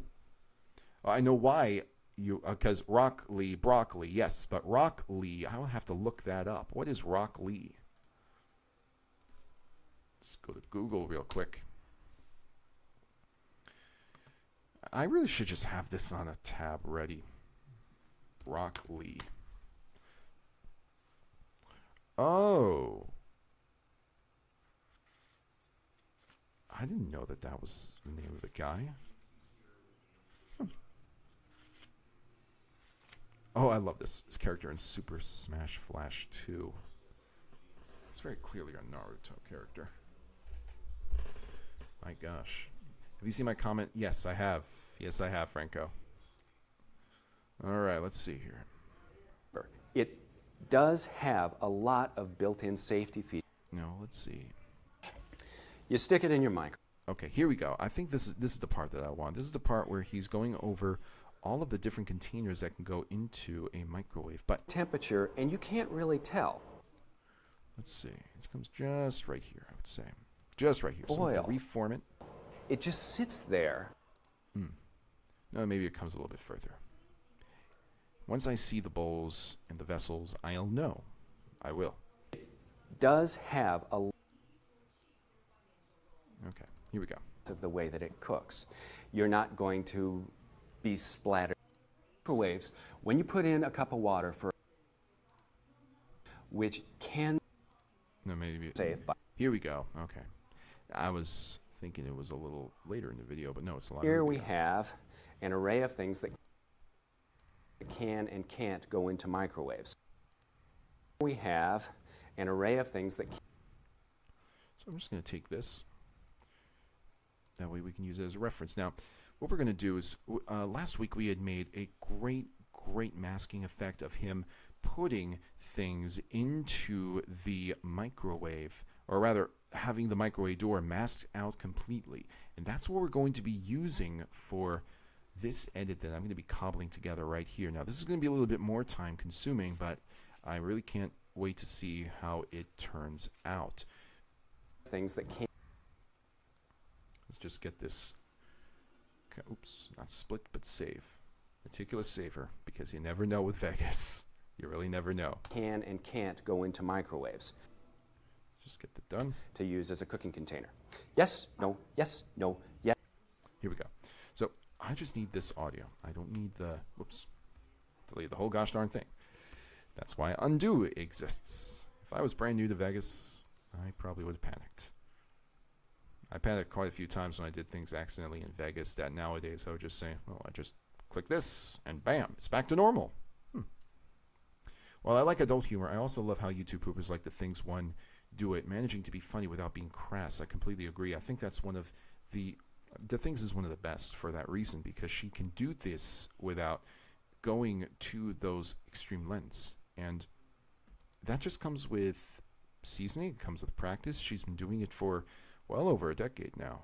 Hard to believe, but she is truly at the top of her game, to the point where I guess it comes instinctual for her. I'm really, really, I really admire her talent when it comes to that. I mean, heck, she must be working on multiple projects at once like I am in order to produce what she has produced, but to do it at such a very, very solid rate, to the point where almost everything has been such high quality, then that makes it so much more amazing. I've seen some people just produce the same thing over and over again, and not just YouTube poopers, mind you, but just creators in general. They'll just continue along the usual expected route that they have discovered works, but not really evolve. And that's not something that I will be continually interested by. Usually I'm just going to say, okay, well, cool, I know what to expect from you, and I guess that the new stuff isn't as enthralling to me anymore. But it's a little bit different with comedy as well. With comedy, you have new things that you are experimenting with because you have to. I mean, it's not like you're going to go on tour for 12 years and recite the same jokes over and over and over again. You have to come up with new material.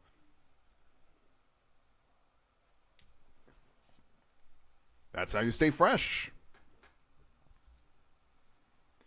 And I give a lot of credit to the things for making it work. CS188, another one. I guess I would call them both OGs technically. And they have made things happen in YouTube Poops. In the whole just, what's the right word for this? The whole movement, I guess. But they've led the way for an incredible number of people who have been really inspired by them, and I couldn't be happier. So what we want here, what we want to do is I actually want to try and find the old edit that I made last week. Not, I guess, old edit, but let's find that mask that I did. It shouldn't be that tricky because it was done only last weekend. If I have a hard time finding it, oh well, I'll just keep looking. But I guess I'll just use this diagram. So what I want to do is I want both me and the things, our avatars, at least, to appear in the microwave. And what happens after that, I am really excited to attempt. Okay, I think I found it. I think I have found it. Yeah, that's it. That's the one. And I love this from last week. So what I have here, see if we can. Perfect. Actually, I wonder if I can. Well, that's interesting. Oh no, that's not the one. That's not the one. No wonder. No, I did a mask. I did a complete mask, and it was of the door opening. Let's see. This is it. This is it. This is what I wanted. There you are. I remember using this for that for that Simpsons joke.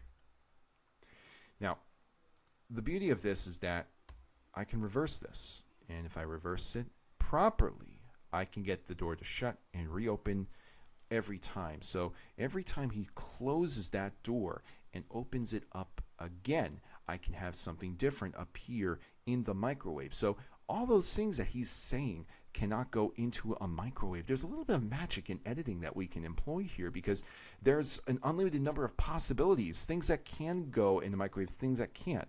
And there's also, don't forget, he uses the word maybe. I'm saving that maybe for another part of this joke. But I definitely want to get both my avatar and the thing's avatar into this microwave. And don't worry, we're both going to be no's. We don't go in a microwave. The maybe is where I'm going to take this, is where I want this joke to lead. Oh, man. Can you add link throwing things at Jonathan? Actually, yeah. Oh my gosh. I was watching Dinner Blaster the other day. I mean, that's, if you follow me on Twitter, I made a Dinner Blaster reference. And what got me to think about it was rewatching it and rewatching the Ice Snort video that was referencing it, and just one thing I absolutely love about that video is that you're laughing within the first 3 seconds, almost unexpectedly, by the way that Link throws the brick at the king. So when I think of Link throwing things, that's the first thing that comes to mind. And maybe I can pay homage to that. Maybe I can pay homage to something like this. But oh man, if I do, I would have to use Microsoft Paint, and that's not exactly my forte, but I'll do my best there. For music, everyone wants to hear replays. For comedy, everyone wants to hear a new joke. That's absolutely right. I mean, sometimes I'm a fan of, a comedian so much that I will not mind listening to their jokes on something of a repeat, especially if it's one of their best stand-ups or one of their best specials. One of my favorite comedians is Demetri Martin. If you're familiar with Stephen Wright, who is one of the best one-liner comedians, Stephen Wright is another, but he also does things in an extremely, extremely unique way. He doesn't just do it with the jokes he tells, but the jokes he shows. So if you ever just watch him on stage doing things, just a little pad and a marker where he draws things, like, oh man, I don't want to spoil any of his jokes. That's how good he is. But he did this. He did this visit on Stephen Colbert, and he was showing off some of his art. If you find that clip on YouTube, you will love it, and you will understand why I love Demetri Martin and why he is so quotable. Like, the worst time to have a heart attack is in a game of charades. So sometimes, doing the same thing over and over again, I mean, how good you are as a comedian, that's going to measure how much of that you can get away with. Now, when this door opens all the way, good. This door opens all the way, so that means if I extend this, it's not going to have any ill effects. I could shorten this or keep it open as long as I need to and then reverse it. That's good. So what I want here, I actually think what I'll do is I'll just shove this up another layer, and then I'm going to copy and paste this, and then what I'm going to do is I'm going to reverse the mask and use that as a backing layer, and you'll see what I mean by that in a sec. But what it means is that I'm going to have to go through each and every one of these anchors, and I'm going to have to change it from a negative mask to a positive mask. So I'll show you what I mean. I'll show you what I mean. So right now, if I go to this anchor, actually, let's still start the end. Start the end. So this box that I've made, that you can see here, this box is cutting out this part of the microwave, the interior, which is what I want. Now, that is a negative mask. But if I switch it to positive, watch what happens.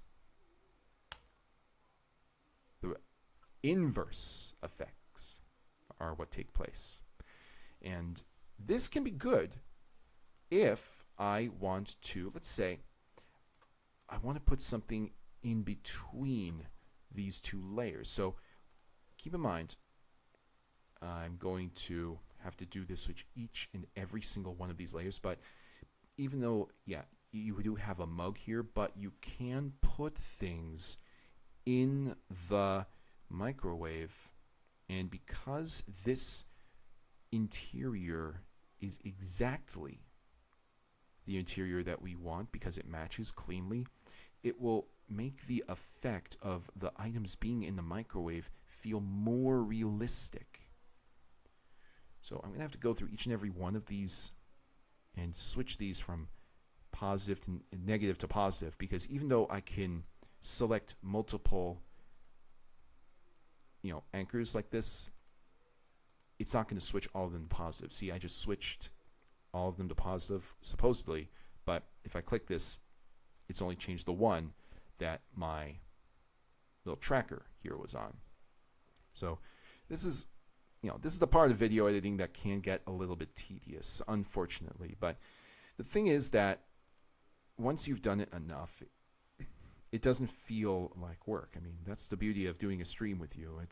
It makes it a lot more fun. It makes it a lot more of an adventure, so to say. I get to talk with you. I get to chat, spend some time, learn about some cool ideas from you, some great references, little things like that. Reminisce as well. Do you want... Oh, man. Honarius, it's a pleasure to have you on the stream. You want to kiss me? Yes. Oh, man. Working on that video was such a wonderful experience.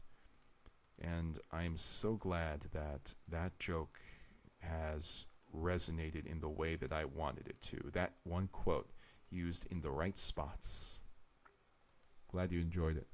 Thank you so much for enjoying it, Honarius. I love me some Dinner Blaster. That and YouTube Who What Is Spaghetti were my introduction to this genre medium. I would call it a genre.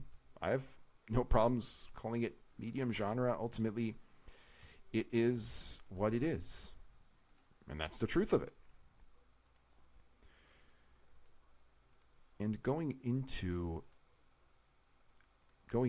all of this with such wonderful introductions, like I think so many people were introduced by those two videos alone. Both of them were some of the best videos that 2007 had to offer.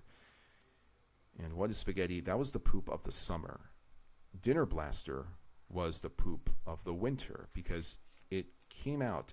A lot of people think of Dinner Blaster as a 2008 YouTube poop. It actually came out in December of 2007. Actually, I think it was the day after Christmas, if I remember right. But the original version is no longer on YouTube. It was a re-upload now that people are watching. But Crazy Cat made an incredible video, and I think it has not only stood the test of time, but it shows what you can do with the right, the tools. I don't know about the tools being right because it was made using Windows Paint in some capacity, either that or Flash. I think it was Flash, but with the right timing, with the right type of edits and the right type of art. Keep in mind, this was not sophisticated Microsoft Paint art, but it was effective Microsoft Paint art. Like the way that when the king fires the Dinner Blaster, the way that it shakes, and that sound effect, it's the best possible sound effect that you can think of. Everything comes together so well. Oops, hit the mic. It comes together so well, and it's memorable, like to the point where just talking about it evokes such memories of having seen it for the first time. I think that's one of the most magical elements of YouTube Poop, because it's been around for so long. You have so much to pull from, so much that you can look back on. Oh yeah, King DDD inhales a proton. Absolutely. I was introduced to that a lot later, of course, but still. I'm honestly going to request the EFAP crew watch your Star Wars YouTube poop during the next podcast. Oh man, if you can do that, that would be fantastic.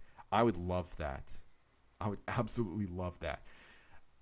I was going through the comments of the worst Sonic fan fiction ever, and apparently Retsu Pare, one of the most popular Let's Play riffers from the 2010s, they had done this. I think they did a live stream of Sonic 06, and people in the comments were making references to my video, and I loved that so much. I have no idea if Retsu Prey acknowledged it. I haven't seen the live stream. I don't even know where the comments are, but if it did happen, that would be absolutely wonderful. Okay. Oh, man, I forgot what I was searching. So, I'm actually just going to pull this version of my avatar. Save image as. And it will probably be... Oh, perfect. I'll just do channels, and then the thing. Oops, the things. There we go. Now let's see. The one the things version that I know is the one that Ellie typically uses for Ellie Spectacular, but maybe I can probably get away with it. Oh, this is too small. It's almost like a thumbnail size.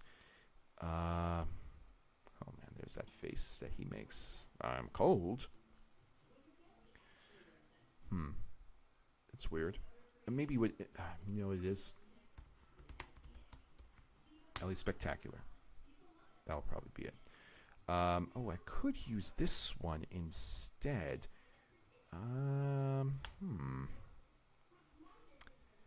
You know, 6 to 1, half dozen the other, I suppose. Save image as. I'll just do things, and I'll take the second to rename this to make sure I know where to find it. Typically, when I download things, sometimes I like images. They'll often have these, like, look at this, Cheshire Cat SS Smile or something like that. Typically, what I do is I just keep them whatever their downloaded file name was. I don't often change it, but in this case, for stream's sake, I think I will. All right, the things. There we go. I sort of wish we had like a history of YouTube Hoops somewhere where there were certain eras where 1 or 2 creators were really influential. Yeah, multiple eras.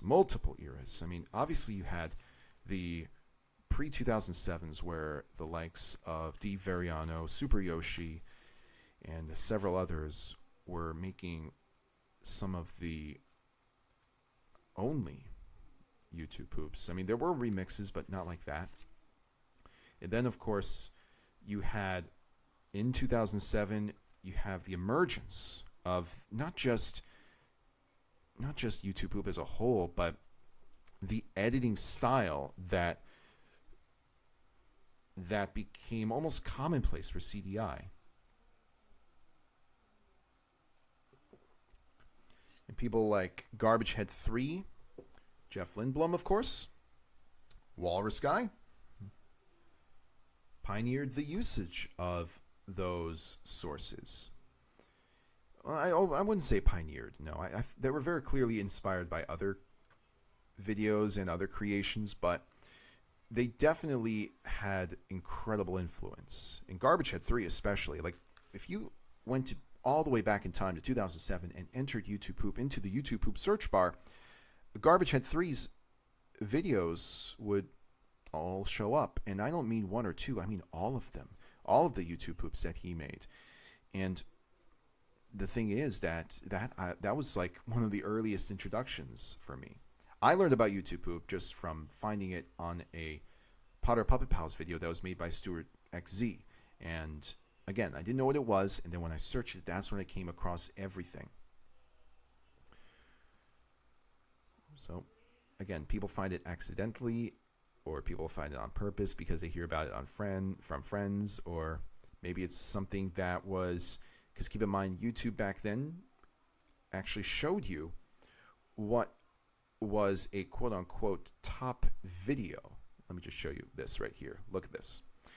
I'm going to position this a little bit differently, but if you pay attention to the way that let's see, right here, perfect.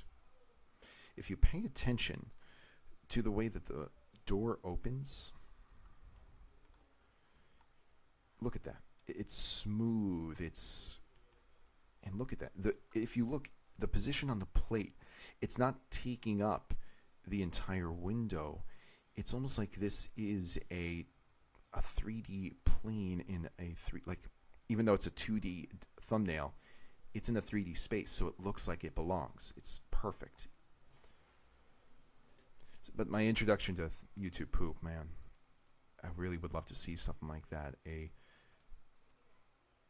internet history video and something like that. I would definitely be all over that. I could probably help out, considering how much I followed it, how much I was a part of it, everything.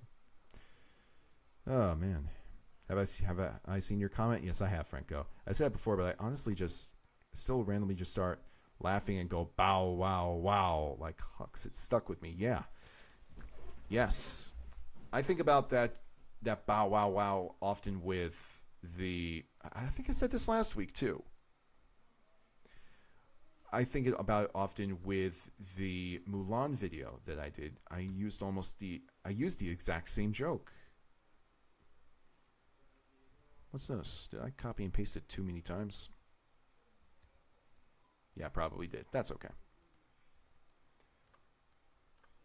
I'm just surprised that it's not something that a lot of other people have used, considering forward, reverse edits like that are such a popular joke in YouTube hoops.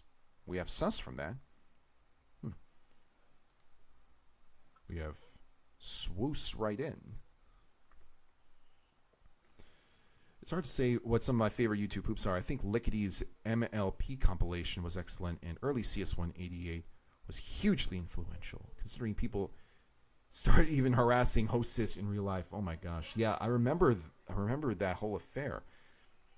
Simply remarkable affair, because it was probably one of the most, like, one of the worst parts about YouTube Hoop is that I'm gonna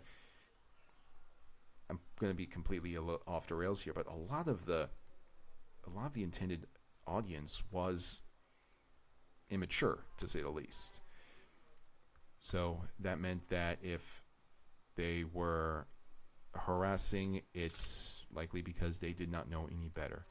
Now, actually, looking at this, I've come into a little bit of a problem, but not that big of a problem that I can't solve it in an efficient way.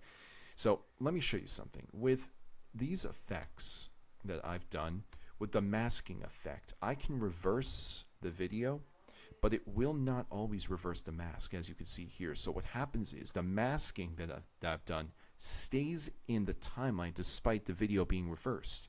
So if I move it, you can see that all, yeah, right there. Now, I cannot use the reversal tool to reverse the mask. The only thing I can do here, I feel, is render this and then pull it into the timeline, which is fine. It won't look any different. It will just be a rendered video, and then reverse it.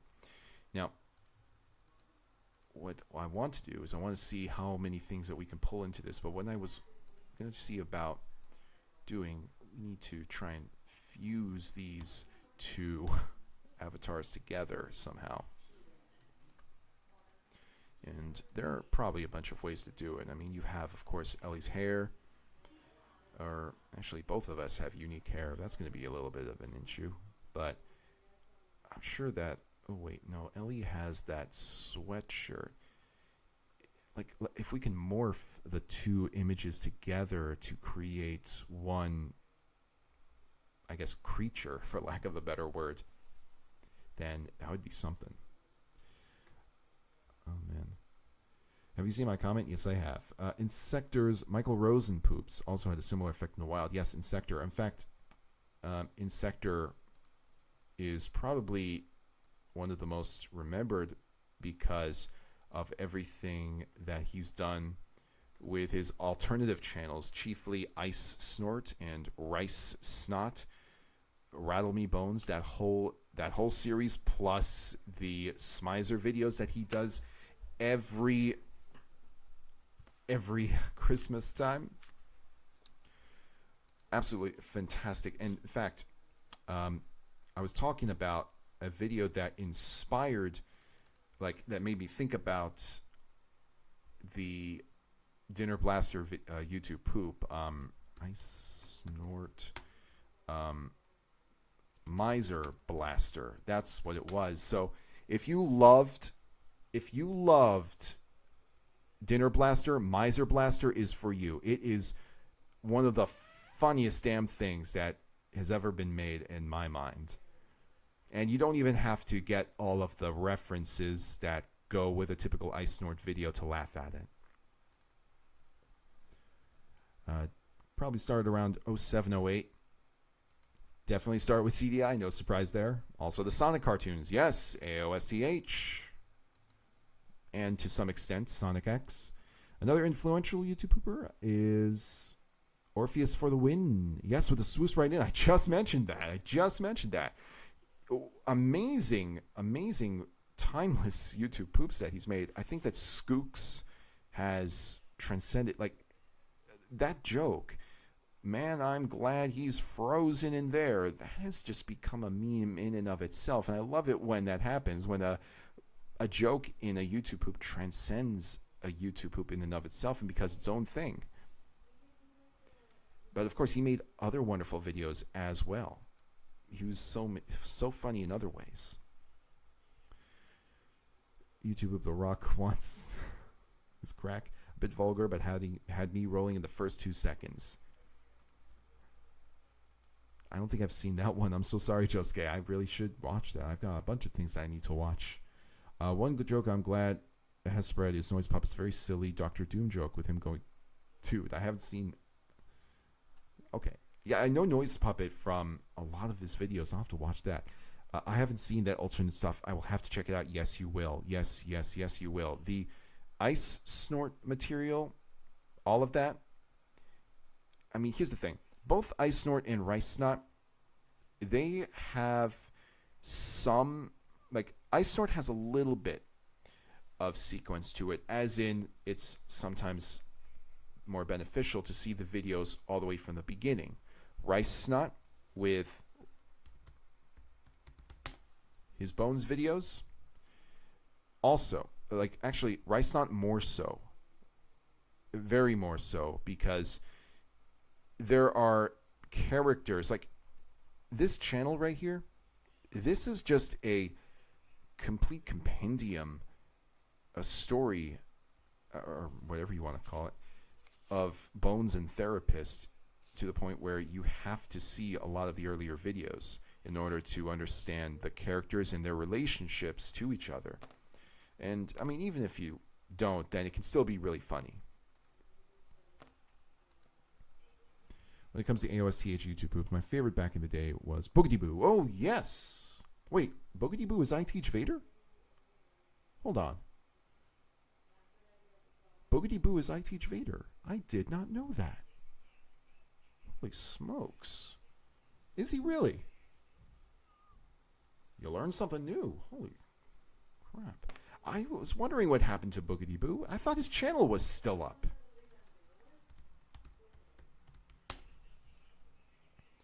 Yeah, his channel is still up. Did he just forget the password or something? I don't know. Either way, I mean, I Teach Vader has made some wonderful stuff too. I'm sub to I Teach Vader. Okay, so let's see here. Oh no, I Teach Vader was inspired by Boogity Boo. That's what I meant by same style. Okay, no worries, no worries. For a second, I thought, oh my god, I did not know that. And I was trying to piece together the two styles in my mind, thinking, do they click? All right, now, I'm going to have to revisit it. If you can think of things that can go into the microwave, then that would be really freaking awesome. Make some great jokes. In the meantime, I have another thing written down, and this is just a simple joke. Keep in mind, he references a jelly donut at several points in the video. So what we're going to do, and I'm going to have to not play this clip in order to dodge as much copyright as I can here, but what I can do is just very quickly get the URL, pop it in, and all we need is, actually no, I think we could use, can't parse, what are you, crazy? Alright, why can't I parse it? No biggie, I'll just use this version. Yes, I'm sure I will discover things. This should just work very well. Maybe I do need to upload 4K video downloader. There we go. Like I say, 6:1. All right, so private pile, jelly donut, and here we go. Download is complete. There's no order to this YouTube poop, but that's okay. Sometimes the best YouTube poops I've made have been one where I've been, thinking a little bit more on the fly. So let's go to our jelly donut here. And I believe it's right around the 1/3 mark of the video. Right around there. If not, it must be around the halfway mark. This is a jelly donut. Where in the world could it be? He holds the jelly donut. He shows the jelly donut.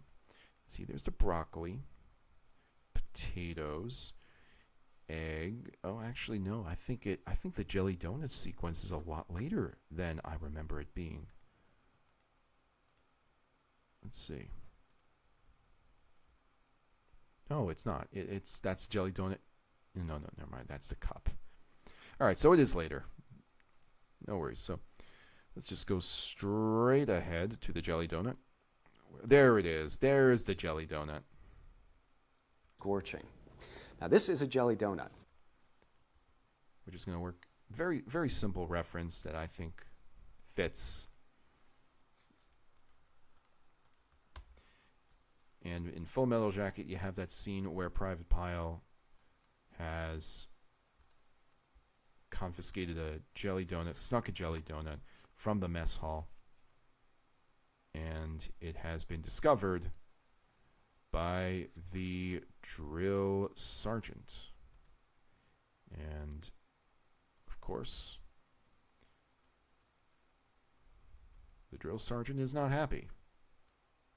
And he lets not only the private know, but his entire corps know. So let's go to the... did I already pull it? I guess I'll find out. Yeah, I already pulled it. Yes. Let's see. Yep, I'll be back. Oh, I love... Yep. Well, I don't know if you are going to go watch it. Definitely do. Let's see. No, I teach reader. Oh, wait, no, I already saw that. Never mind. So let's get that clip. Now, this has got to be really, really precise because I want to use as little of this as I possibly can. And as mentioned earlier in the stream, YouTube can be very, very good about finding that copyrighted material. Oh, here we go. Let's see. What the fuck is that? That's the line he uses here. Private Pyle, what is this? Sir, a jelly donut, sir. A jelly donut. A jelly donut, sir! A jelly donut! There we go. Sir! A jelly donut! There we go. This is a jelly donut. A jelly donut. Again, sometimes the simple things are worth it. Add Darth Vader with him screaming, "Oh yes!" That's a good one. That's a good one, Jocke. In fact, I can actually forward reverse them to say none.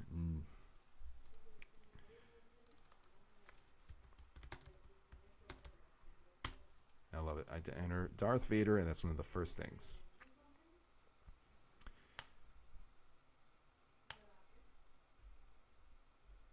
Actually, I know of a good follow-up to something like this.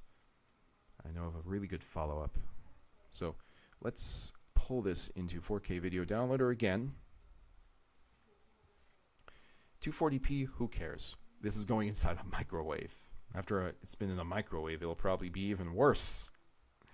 And then, actually, what I want is as a follow-up.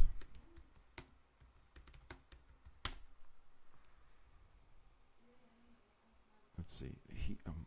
Where is the... Here it is. Yes. Yes. That's it. Just that simple. You'll see where I'm going with this. Because keep in mind, Johnny Lonnie also says yes, no, all those times. Let's go 360p. Let's upgrade. Man, I remember back in the days, like, I think that YouTube was so young, so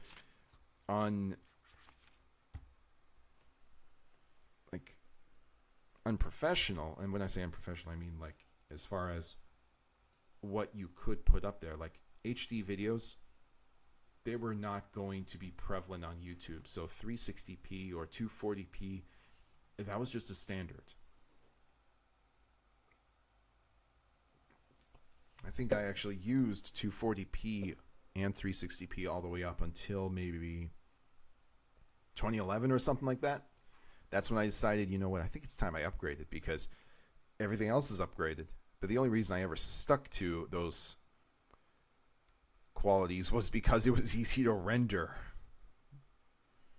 Keep in mind, Vegas back in the old days took a hell of a long time to render videos. So those long videos that you probably remember, both like pre-2010s, or not pre-2010s, 2010 and before that, and that's Keiichi's a flip-flopper, Game On Part 1, even Spy Kids. They took a ton of time to render. Now let's see. I want both of these so we can add a great follow-up here. Just add these to the sequence.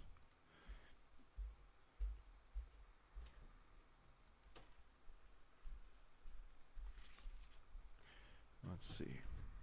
I think it's right around here that he makes that famous line. Hard part is it's meant to be such a tragic scene, but you know, sometimes it can be so uncanny. Here we go. There we go. Right about here. I think what I'll do is right about here. And yes, let's pull these over here. And then, once again, copy and paste.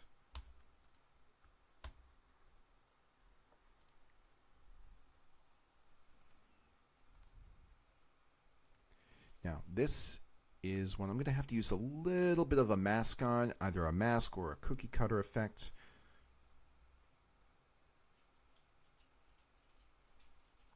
Right around there, that's good. And that mask is going to be, let's see, it looks good in the microwave. Does it cover up the mug that's in there? Yes, it does. But I do want to put it a little further in so that it looks like it's actually in the microwave and it's not edited in the microwave, if you catch my drift.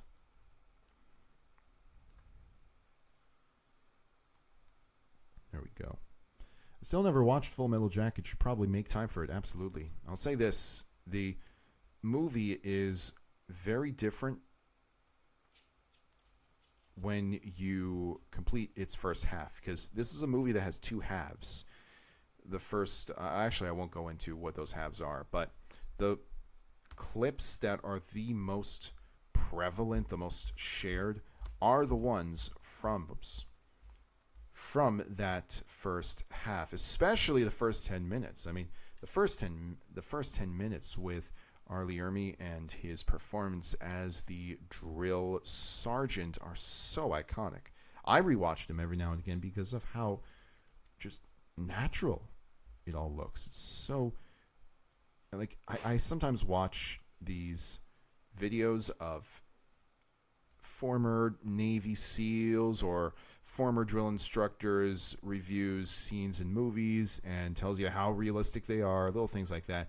And almost every Army instructor or drill instructor, they're going to have to comment on that particular movie because it's usually one that stands out when people talk about realistic war movies or Army or boot camp movies.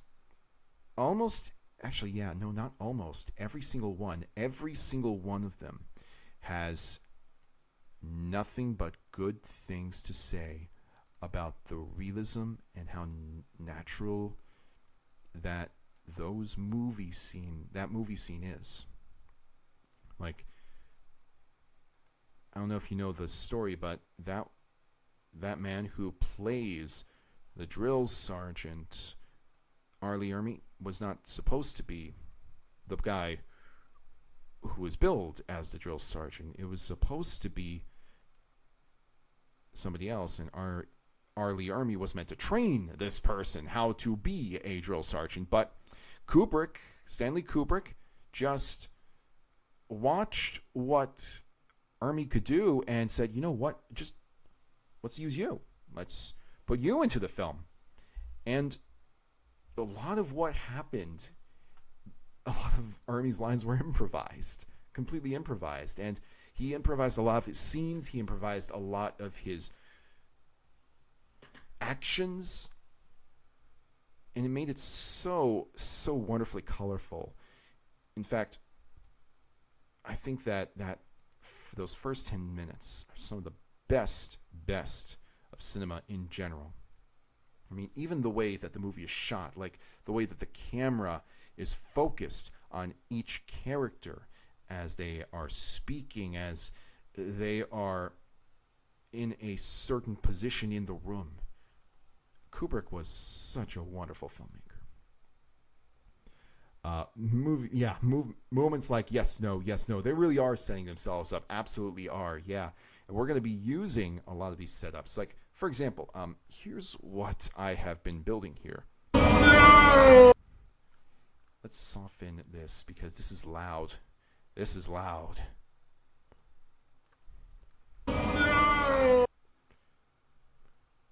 Yes.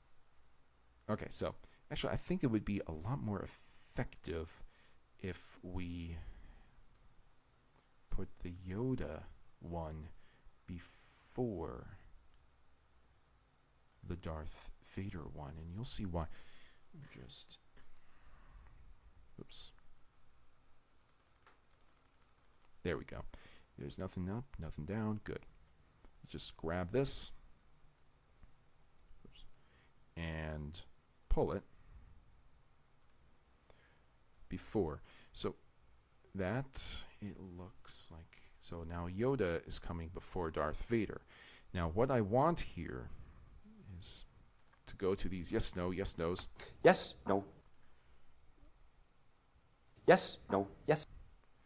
I think his first two, like his first yes and his first no, I think they're his strongest.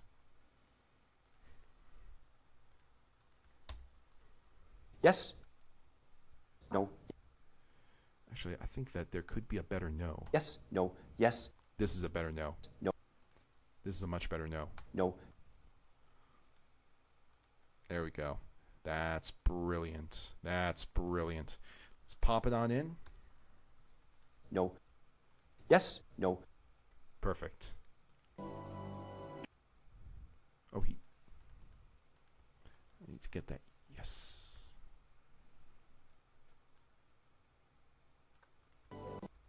Yes. Let's see if we can get the yes in the frame here. I'll just have to edit this a smidge.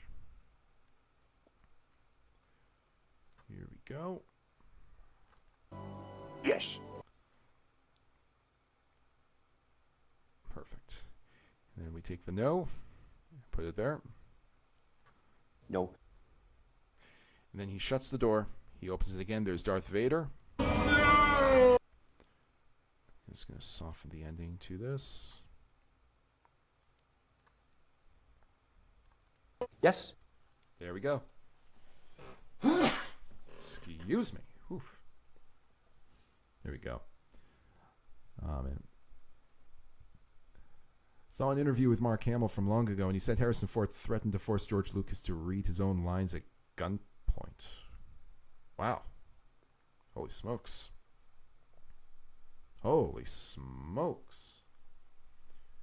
Threatened to force George Lucas to read his own lines at gunpoint? I mean, I knew that Lucas was not the most talented as a writer, but holy smokes.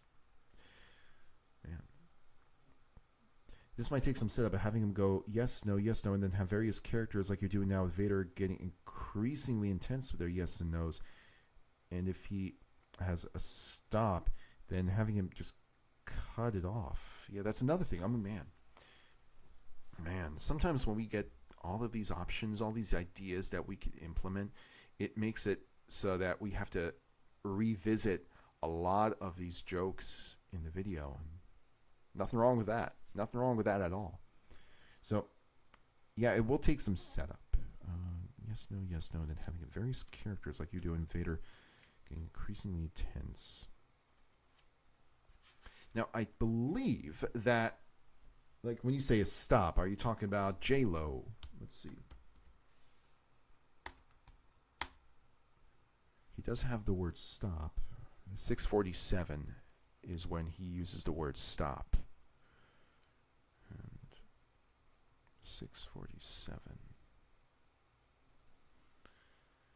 There's a little light that's shining up from down there, and it's starting to get to the point where I cannot see the bottom right half of my screen. So, let's see, 647. I just have to turn it away a little bit. Let's see. Still looks all right, although the recessed lighting definitely needs to be toned down a little bit next time. That's okay. Actually, I could just do it from my phone. Or actually, yeah, why bother? Focus on the video. Okay. So looking for the stop. In old microwaves, a turntable, what you had to do was you had to stop in the middle. Stop. It's a very quick stop. To stop in the. Can I make this work? Had to stop in the. I've just listened to this a few times. To stop in the. This is one of those where I need to listen to this over and over and over again to see if it's got what I'm looking for, listening for. To stop it. Let's see. Get rid of the. To stop it. Actually, let's get rid. To stop it. To stop it. To stop it. A little bit more. To stop it. Stop it. To stop it. It's a very bouncy P. It's almost like a B instead of a P.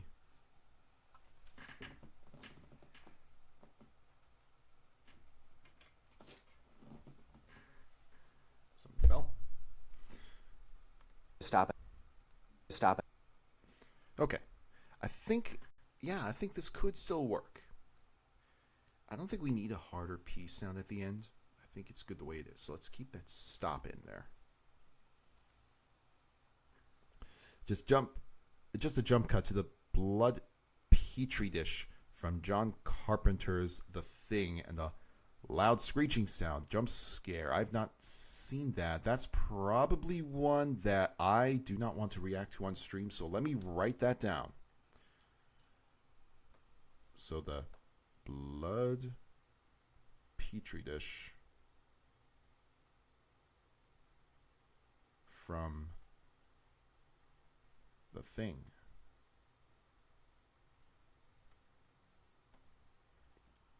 So for clarity, him saying yes, no, then like a character going yes, then one going no, then a yes. Oh, then no. Okay, I see. Let's see. The contrast of softness. Yeah. He almost says the yeah, like in that sentence. Like, let's kind of go back here. Yes. Yes. No. Maybe. It's really difficult to enhance that. So we can enhance the volume. For a joke that requires emphasis, we need extra emphasis to appear somewhere on those words. So I would have to scour our script again.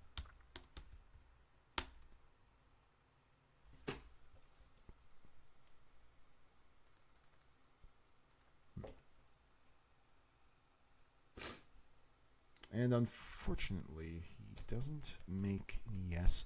But maybe we don't need him to say it. Maybe we can use other characters. Obviously, Darth Vader has a very iconic no, but you know who else has an iconic no? All right, it's our good friend Mario. No. Although I like the one with all of that distortion a lot better. I think that makes it so iconic. Let's see. Oh, maybe this one is what we want. I was thinking unrelated characters like Vader and Yoda. Vader is the heaviest no. Yeah, absolutely. No. Oh, that's the one I want. No. Yeah, I love that distortion. It belongs on something like this. Actually, I'm surprised that it took me this long to find that particular version of it. Would it be better to have Vader saying no when he's being put in the microwave? Yes, it could. We need to think of a way to get Vader in the microwave, or think of a way to get Vader into Jonathan Monathan's hands for him to put in the microwave. He does several times. He does this several times, but that's when we'll have to experiment with Vader. Oops, Vader going into microwave.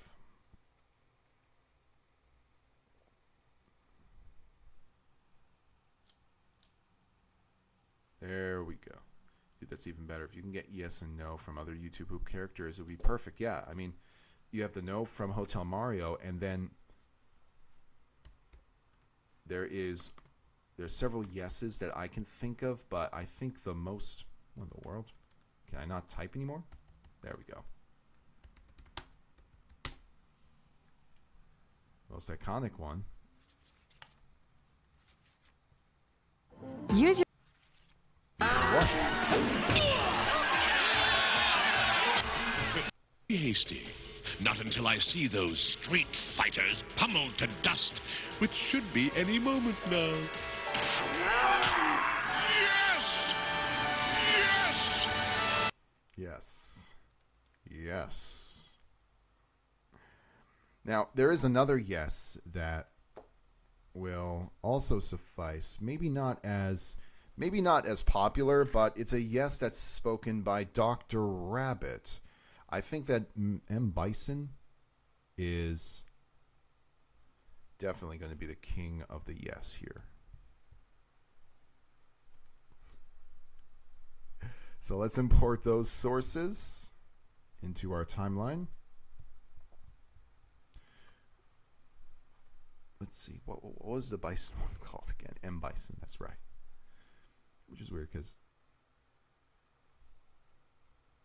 There we go. I think that's the only part of the Street Fighter cartoon that is distinct. And it's mocked for a very good reason. Yes! Like, first off, what the hell is that in his hands? Is that supposed to be a TV? And look at that face. Vader's no is the only one that would escalate from Bison's yes. Those two would have to be the last ones. So let's put them in order and sequence. So we have Jonathan Monathan's yes and no. We have the no from Hotel Mario. We could use the yes from Dr. Rabbit, unless there's another yes that would work. Actually, there might be another yes that could work. I think... Oh, man. The question is how to produce it. Walrus Guy had come out with a video, Guanum's Great Adventure. And in it, he gets the king to say yes. Now, did he reverse a line to do that? Did he reverse? Man, I'm almost almost tempted to try it. So there's that. What's another yes? I bet if we type YouTube poop yes, we'll probably find, I don't know, Owner of a Lonely Heart or something like that. Oh, but we did find the band Yes, which is the band behind Owner of a Lonely Heart. Let's see. Oh, SpongeBob Screaming Yes.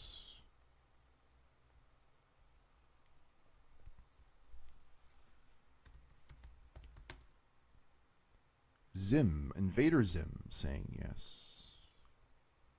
I think SpongeBob's might be a little better. Yeah. Actually, I think this yes actually has a lot of emphasis behind it. So it actually almost matches M. Bison's. Man. I'll download it anyways. See what we can uncover here.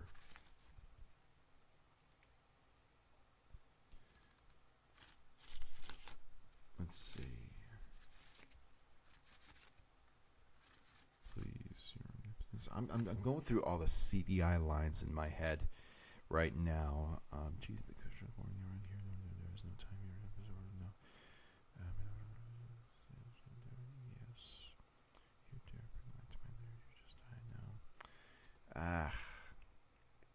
Yes. Hectan, thank you. Thank you. Hectan's yes. Yes, master. Henry Studio CA, Captain, I discovered you when I was 13 and got back into YouTube Poops a decade later. I'm glad to find that you're still making these. Thank you so much, Henry. I'm glad that you loved them. And I'm really glad that you're on the stream right now. Thank you so much for hopping on. Yeah, as far as I'm concerned, I'm still chugging along, but I do want to make these as long as I can. It's great to see a lot of you on the stream. All right, let's see. Hectan lines.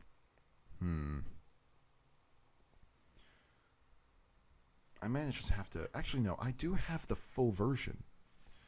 Yeah, I do have the full version of... Like, not the full version, so to say, but every single line from Wand of Gamelon, which is the game that Hectan comes from. So...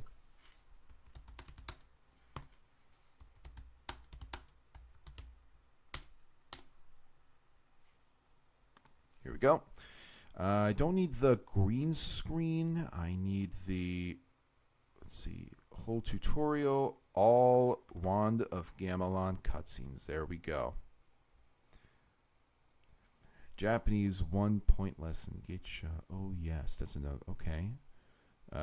Hectan. Keep the runt in chains.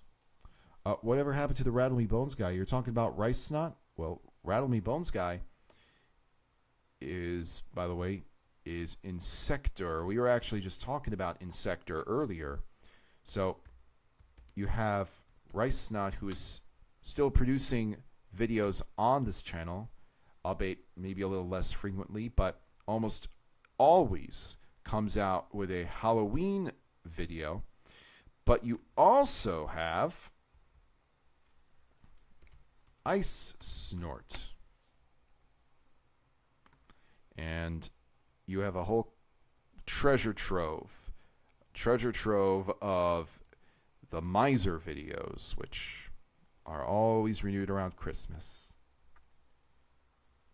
So what happened to him? Well, he's still around. He's actually still, like, every Christmas he comes out with brand new Mr. Snow Miser and Mr. Heat Miser videos. Snow Miser and Heat Miser come from the claymation movie A Year Without a Santa Claus, and they're iconic enough so to the point where he felt he needed to step in, and boy, everything he does with them is brilliant. So let's go through this source here. think I know where Hectan first appears. I think it's toward the end. Because if memory serves, he's one of the harder bosses in the game. And if this isn't the case, then... Oh, here we go.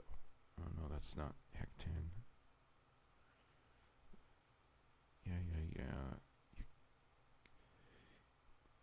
You are my prisoner. Hey! Hey! Silence, Hectan. Hectan. Keep the runt in chains. Yes, master. Man.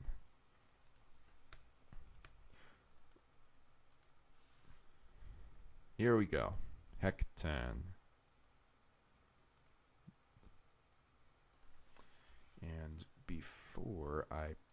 after I put it with the group, I'm gonna take another sip.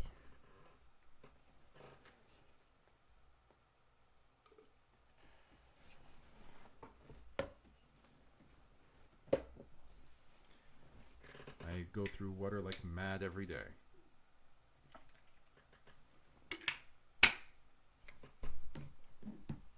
Because it is a wonderful snack. All right, well, we got 25 minutes left on the stream. 24 minutes, technically, but, rounding. All right. Yeah, I'm glad to see him still active as well. Yes.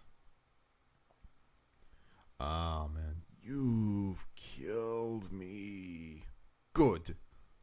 I'm glad to see you're doing well, because a Gmod guy I watched as a kid who I found is still doing stuff isn't doing so well nowadays. Oh, that's not good to hear. I really hope that... incidentally, I think I know who you may be talking about. Is it Daspo Shit?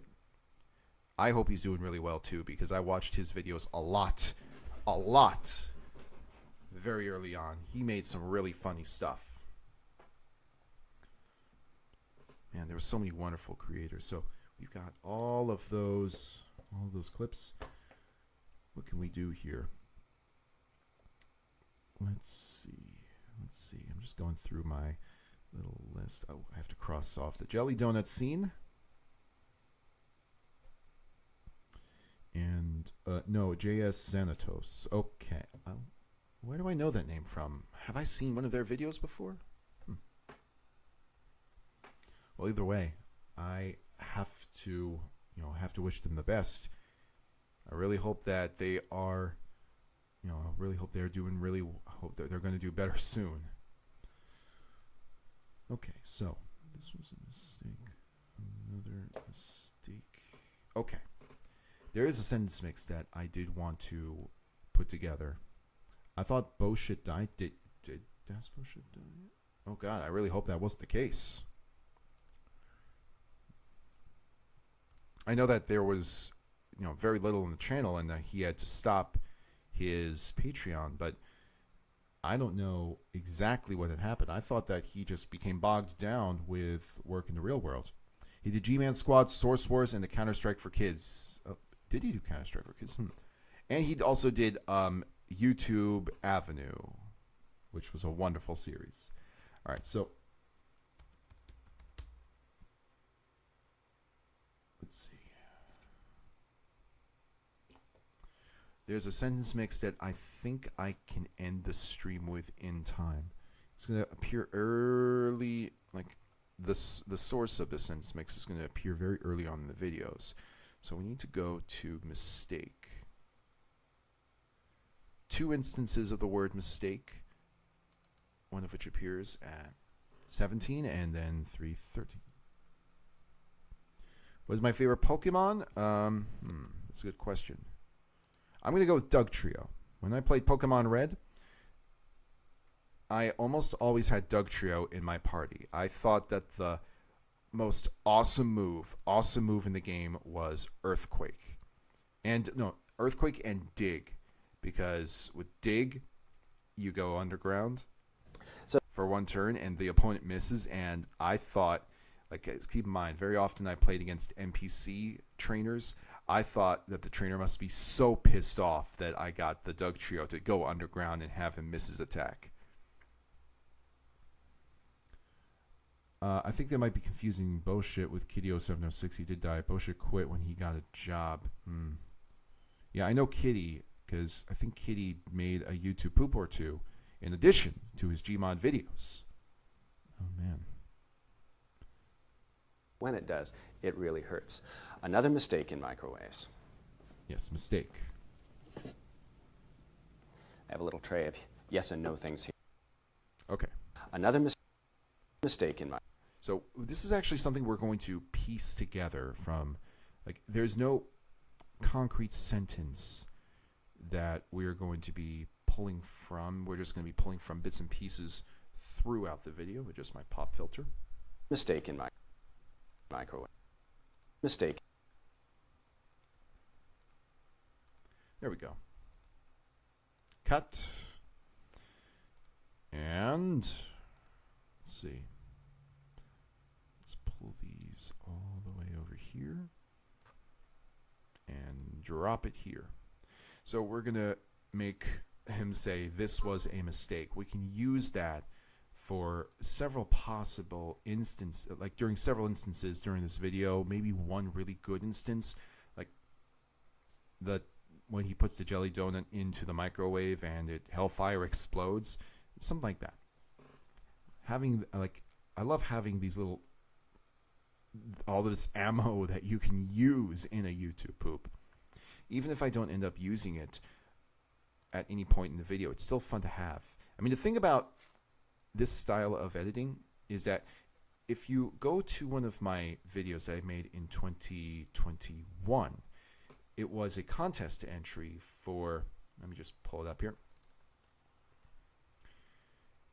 It was a contest for a VTuber named Dollop Days. And Dollop, by the way, if you want a VTuber to make very funny YouTube poops of, Dollop is it. Her enunciation is spectacular enough to make these wonderful sentence mix videos out of. And in addition to that, the accent that she has, it doesn't intrude in all of the sentence mixing you do. But this is the video that I'm talking about. Dollop Days replaces her brain with an onion to worship Shrek. The way that I worked on that is exactly the way that I'm working on this YouTube poop right now with this form of sentence mixing. I have a transcript here because Dollop has highlights of the stream on here. So if I wanted to find another word, like let's say I wanted to look for this, I have several instances that I can pull from, and I did that all throughout that video. And the beauty of it is that Dollop's videos, her highlights for her streams, 15, 20 some odd minutes long. So that makes it really easy to find what I'm looking for in just one video. You could, of course, use multiple videos if you wanted to, but sometimes just starting with one gives you a very, very good, abundant resource to pull from for sentence mixing. I love that video personally. I'm so glad that Dollop and crew loved it. Oh man. So, oops. Let me go right back here. So we need a this, which appears at 332. Oh, actually, we were just there. In microwaves. He's actually when he's pulling the train.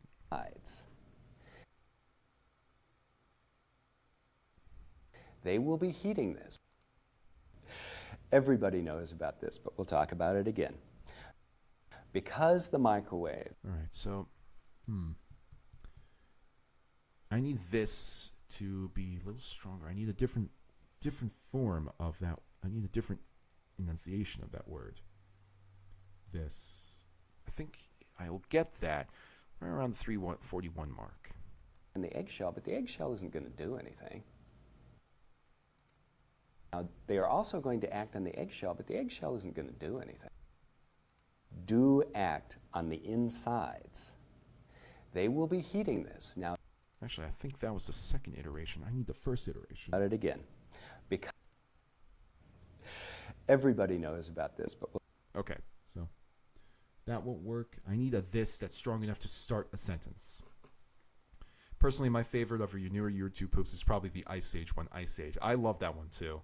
I love that it was so just like it was so on point with my style from all of my, my longer form YouTube poops, greatest soft fan fiction ever, Digimon, everything, and it just fits so cleanly. I love how all YouTube poop titles feel both like a failed and successful game of Mad Libs. Yeah, I mean, I think that when you make a YouTube poop, like you have an opportunity to make a joke right then and there in the title. Like there's another, like The Things. The Things usually has shorter titled YouTube poops, but I like this one, Dollop Pizza the Pizza. And it works really well. It's a nice little play on words. But I think that you need to utilize everything that you can in a YouTube poop, every opportunity to tell a joke, which is typically why I like to, try and come up with the most nonsensical, funniest titles ever. Like with Morbius, I had, thankfully I was the first one to do this. Morb Money, Morb Problems. And that was funny to me.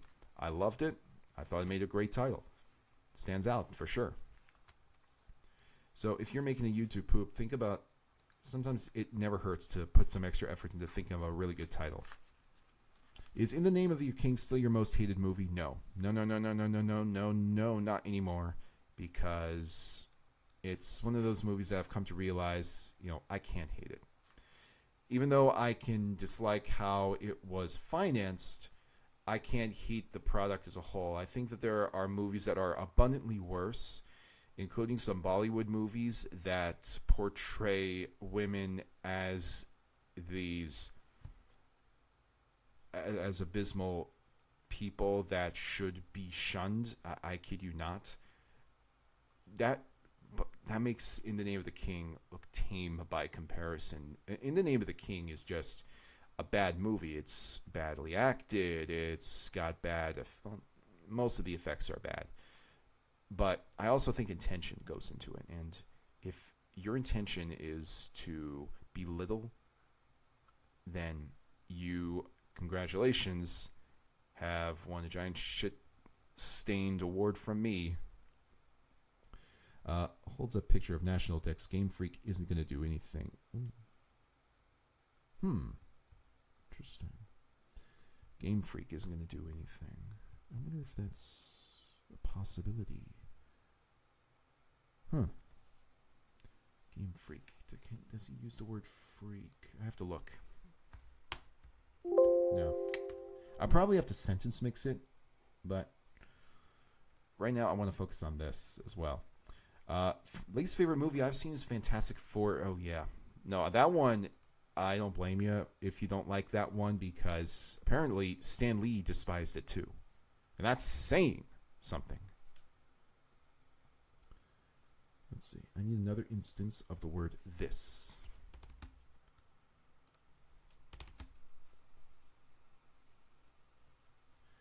So the early one, actually no, 13. That's like very early on in the video, like as he's introducing himself. It's perfect. Hi, I'm Chef Jonathan Locke, and today we are talking about microwaves. This is okay,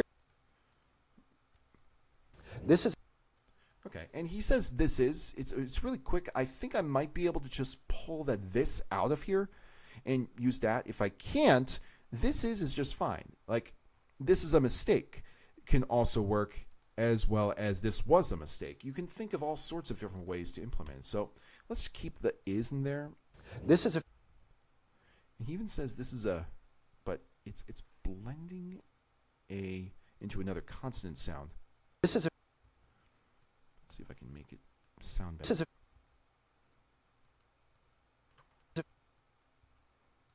This is a mistake.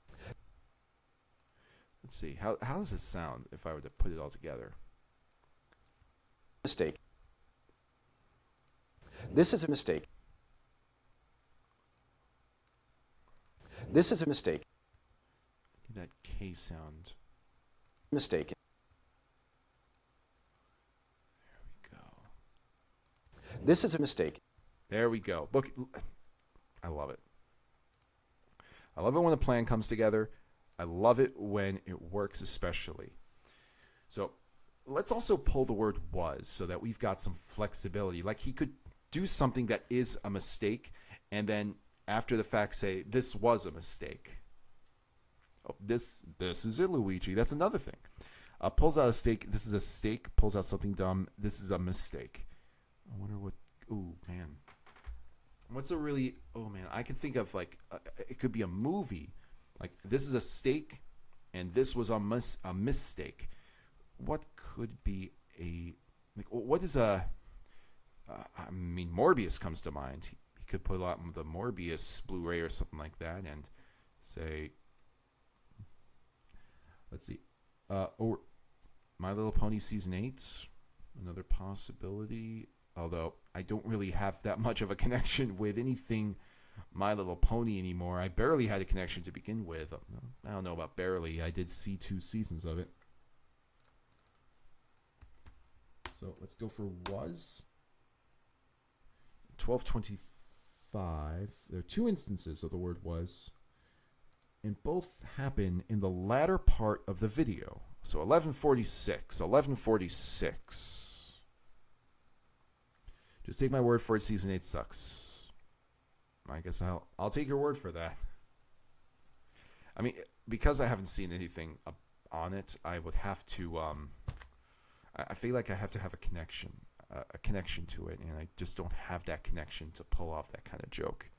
And not to mention, I don't know how many people actually follow My Little Pony all the way up to season 8. Maybe, I mean, I haven't really heard anything about the seasons. I think one of these streams is where I learned just how many seasons My Little Pony actually had. So we need 1146. 1146. And the bottom is going to be soggy. And so you're going to pick this thing up and it's going to be hot on the top and soggy in the bottom. And it's going to fall over like this and it's going to burn your hands and you're going to be upset. Yes, so I am mildly inconvenienced. Thank you. And melt the cheese. And every single new cook didn't know that if you don't put a paper towel or a paper napkin underneath it, it gets soggy on the bottom. So the new cooks would send out these expensive, gorgeous grilled cheese sandwiches, and the customers' cheese was a disaster. Oh, that reminds me, there was another clip that I need to pull from this scene. So we changed our training program to be something like this. Put napkin under, put in microwave. That and too, then but... with cheese, remember, all you're doing is melting it. And so you would give it a real short shot until you know your microwave and learn how long it takes to melt some cheese. Always start low because you can never... Okay, I think I may have missed it. Towel or a paper napkin underneath it, it gets soggy on the bottom. So the new cooks would send out these expensive, gorgeous grilled cheese sandwiches, and the customers would stick their thumbs through to be something like this. Put napkin. Okay, let's go. Restaurants where this was procedure. We made grilled cheese sandwiches and they were like that. Oh, I just missed it. What am I doing? I just missed it. So when you put it in there, and I've actually worked in restaurants where this was procedure. Perfect. This was procedure. This is a Mrs. Take. Yeah, that's a good one. A Mrs. Take. I wonder if there's a famous Mrs. Take or somebody we could use that. Or this was a mistake for Mulan 2. Another good, yeah, Mulan 2, a good reference right there. Nice one. Ooh, Mulan 2.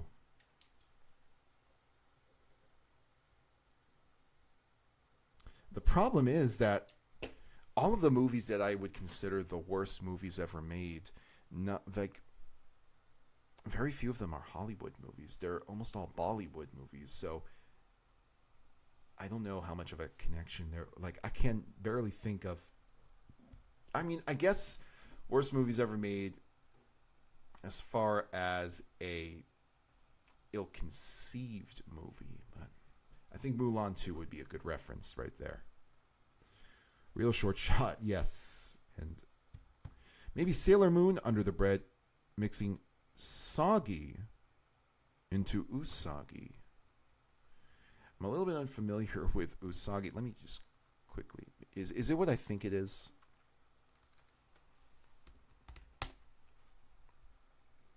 Oh. Interesting. Well, now I know. I always just called her Sailor Moon. So, usagi. Let me just write that down too.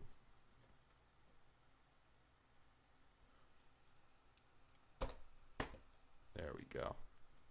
Under the bread, mixing soggy into usagi. In there. And I've actually worked in restaurants where...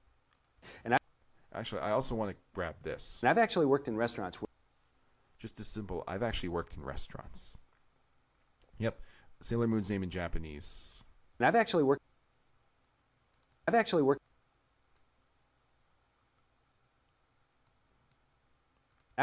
in restaurants. Just as simple, I've actually worked in restaurants. I've actually worked in restaurants.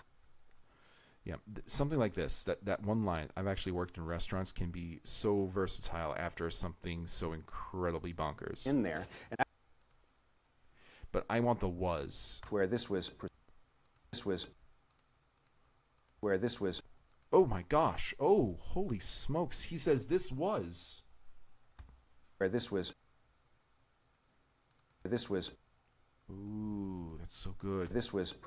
Oh man. Oh man, that's so good. That is so good right there. This is a mistake. It couldn't have come together more perfectly. This was a mistake. I'll need to borrow the sound. This is a mistake. This is a mistake. Let's see.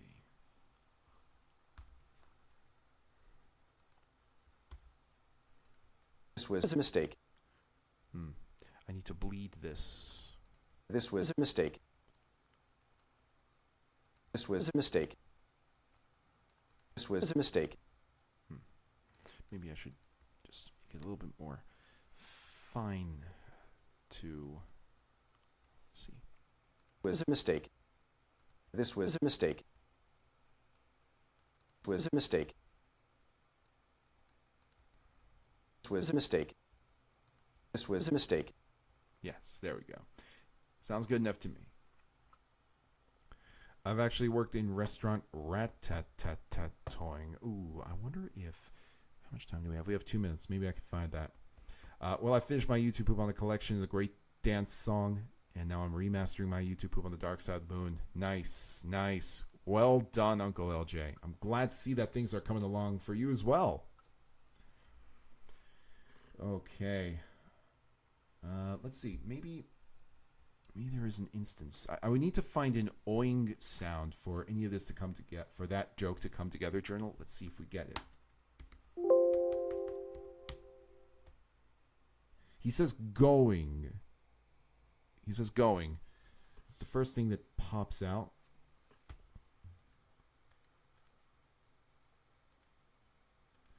And then, okay, so going and rat.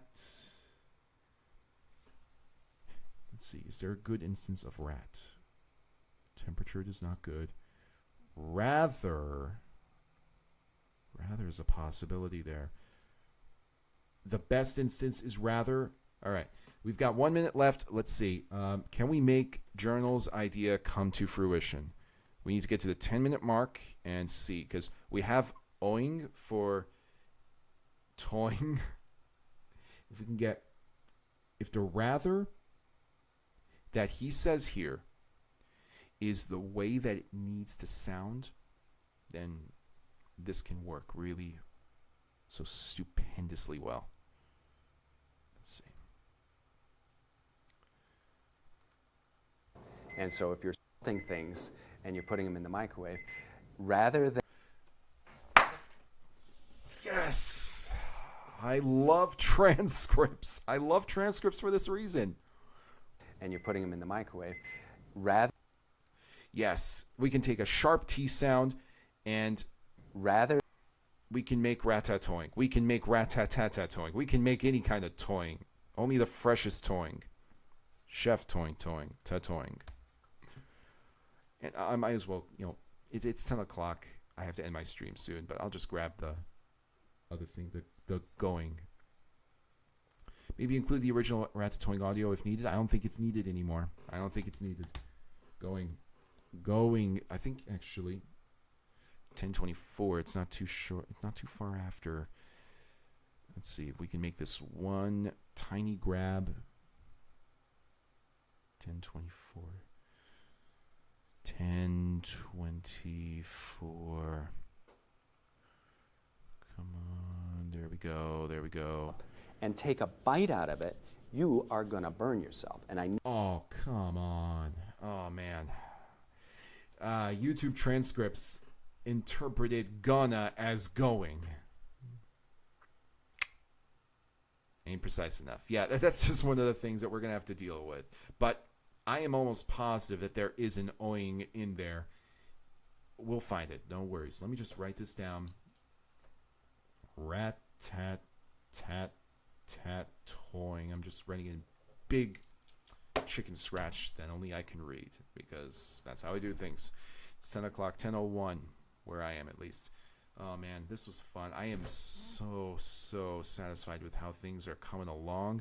Now the jokes, we have some half-formed jokes, we have some completed jokes. The half-formed jokes are going to be made into whole jokes. Now the goal here is to complete this video before end of May. Is it possible? Yes, absolutely yes.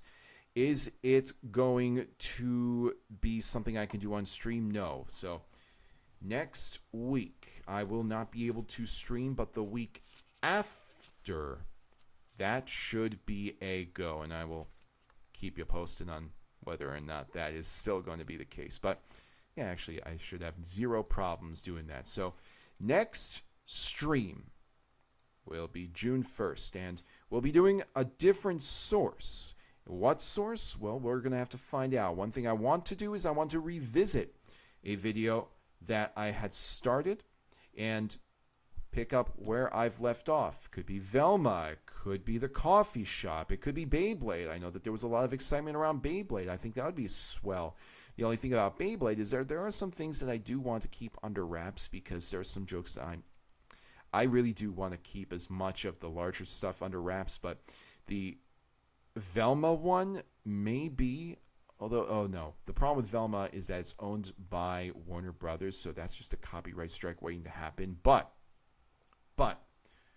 if we haven't finished the coffee shop one by then, we can use that stream to add some finishing touches or use it as a springboard into a multi-source YouTube poop.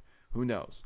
I have made some edits since then, so if you remember my stream from that February day, it was the second stream where we began all of that work, that amazing work on the coffee shop video, then I think you're going to be enthralled by how far it's come along. Maybe we can use that stream to kind of wrap things up. I would love to have a stream where I can just add a finishing touch, just render it right there on stream. Hasn't happened yet. Maybe one day it will. But either way, I'm looking forward to having you on. And thank you so much. Thank you so much. I mean it, for being on this stream. And everybody who has contributed has done such a wonderful job coming up with great jokes. And every single time I see something that works, it makes me feel so thrilled because very often, I never know what I'm going to expect, whether it's going to be absolutely mad or daring or even genius or all of them. And you have some of the best ideas out there. Thank you so much for being there. Yes. Jocke, thank you so much for being a part. Mini Color Journal, gracias para el live stream. Muchas gracias. Muchas gracias, Mini Color Journal. How long were you How long were you thinking about starting live streams? Well, I mean, these live streams, I typically keep them to 3 hours, from 7 Eastern to 10 Eastern. That's about a 3 hour. That's about where I think I can top off. I've done 4-hour live streams before, but I want to keep it simple, straightforward. If I feel like I need to extend them, I'll do that. But 10 at night on a weeknight could be a little troublesome for some of you, so I want to keep it nice and simple. Looking forward to results. Thank you for streaming. Thank you so much, Bizodev. Yes, well, in the meantime, for now, have a wonderful, wonderful evening or morning wherever you are. When did the idea of starting them first start? It was a suggestion by one of my patrons, and I did want to do it last year, but some things hampered it, chiefly me being out of the country for a time, my living situation being compromised, and COVID. I caught COVID last year, and I felt like every obstacle that could have hit me last year. So this is just a wonderful year for me to be doing all of this stuff that I really wanted to do back in 2022. So, I love that I'm able to do it, and I can't wait to see what comes next. And, as the stream evolves, of course, you're going to be seeing some more, I don't know if professional's the term, but you're going to be seeing a lot of wonderful new additions. In the meantime, thank you all, to my viewers, to my patrons especially, and I'll see you in 2 weeks.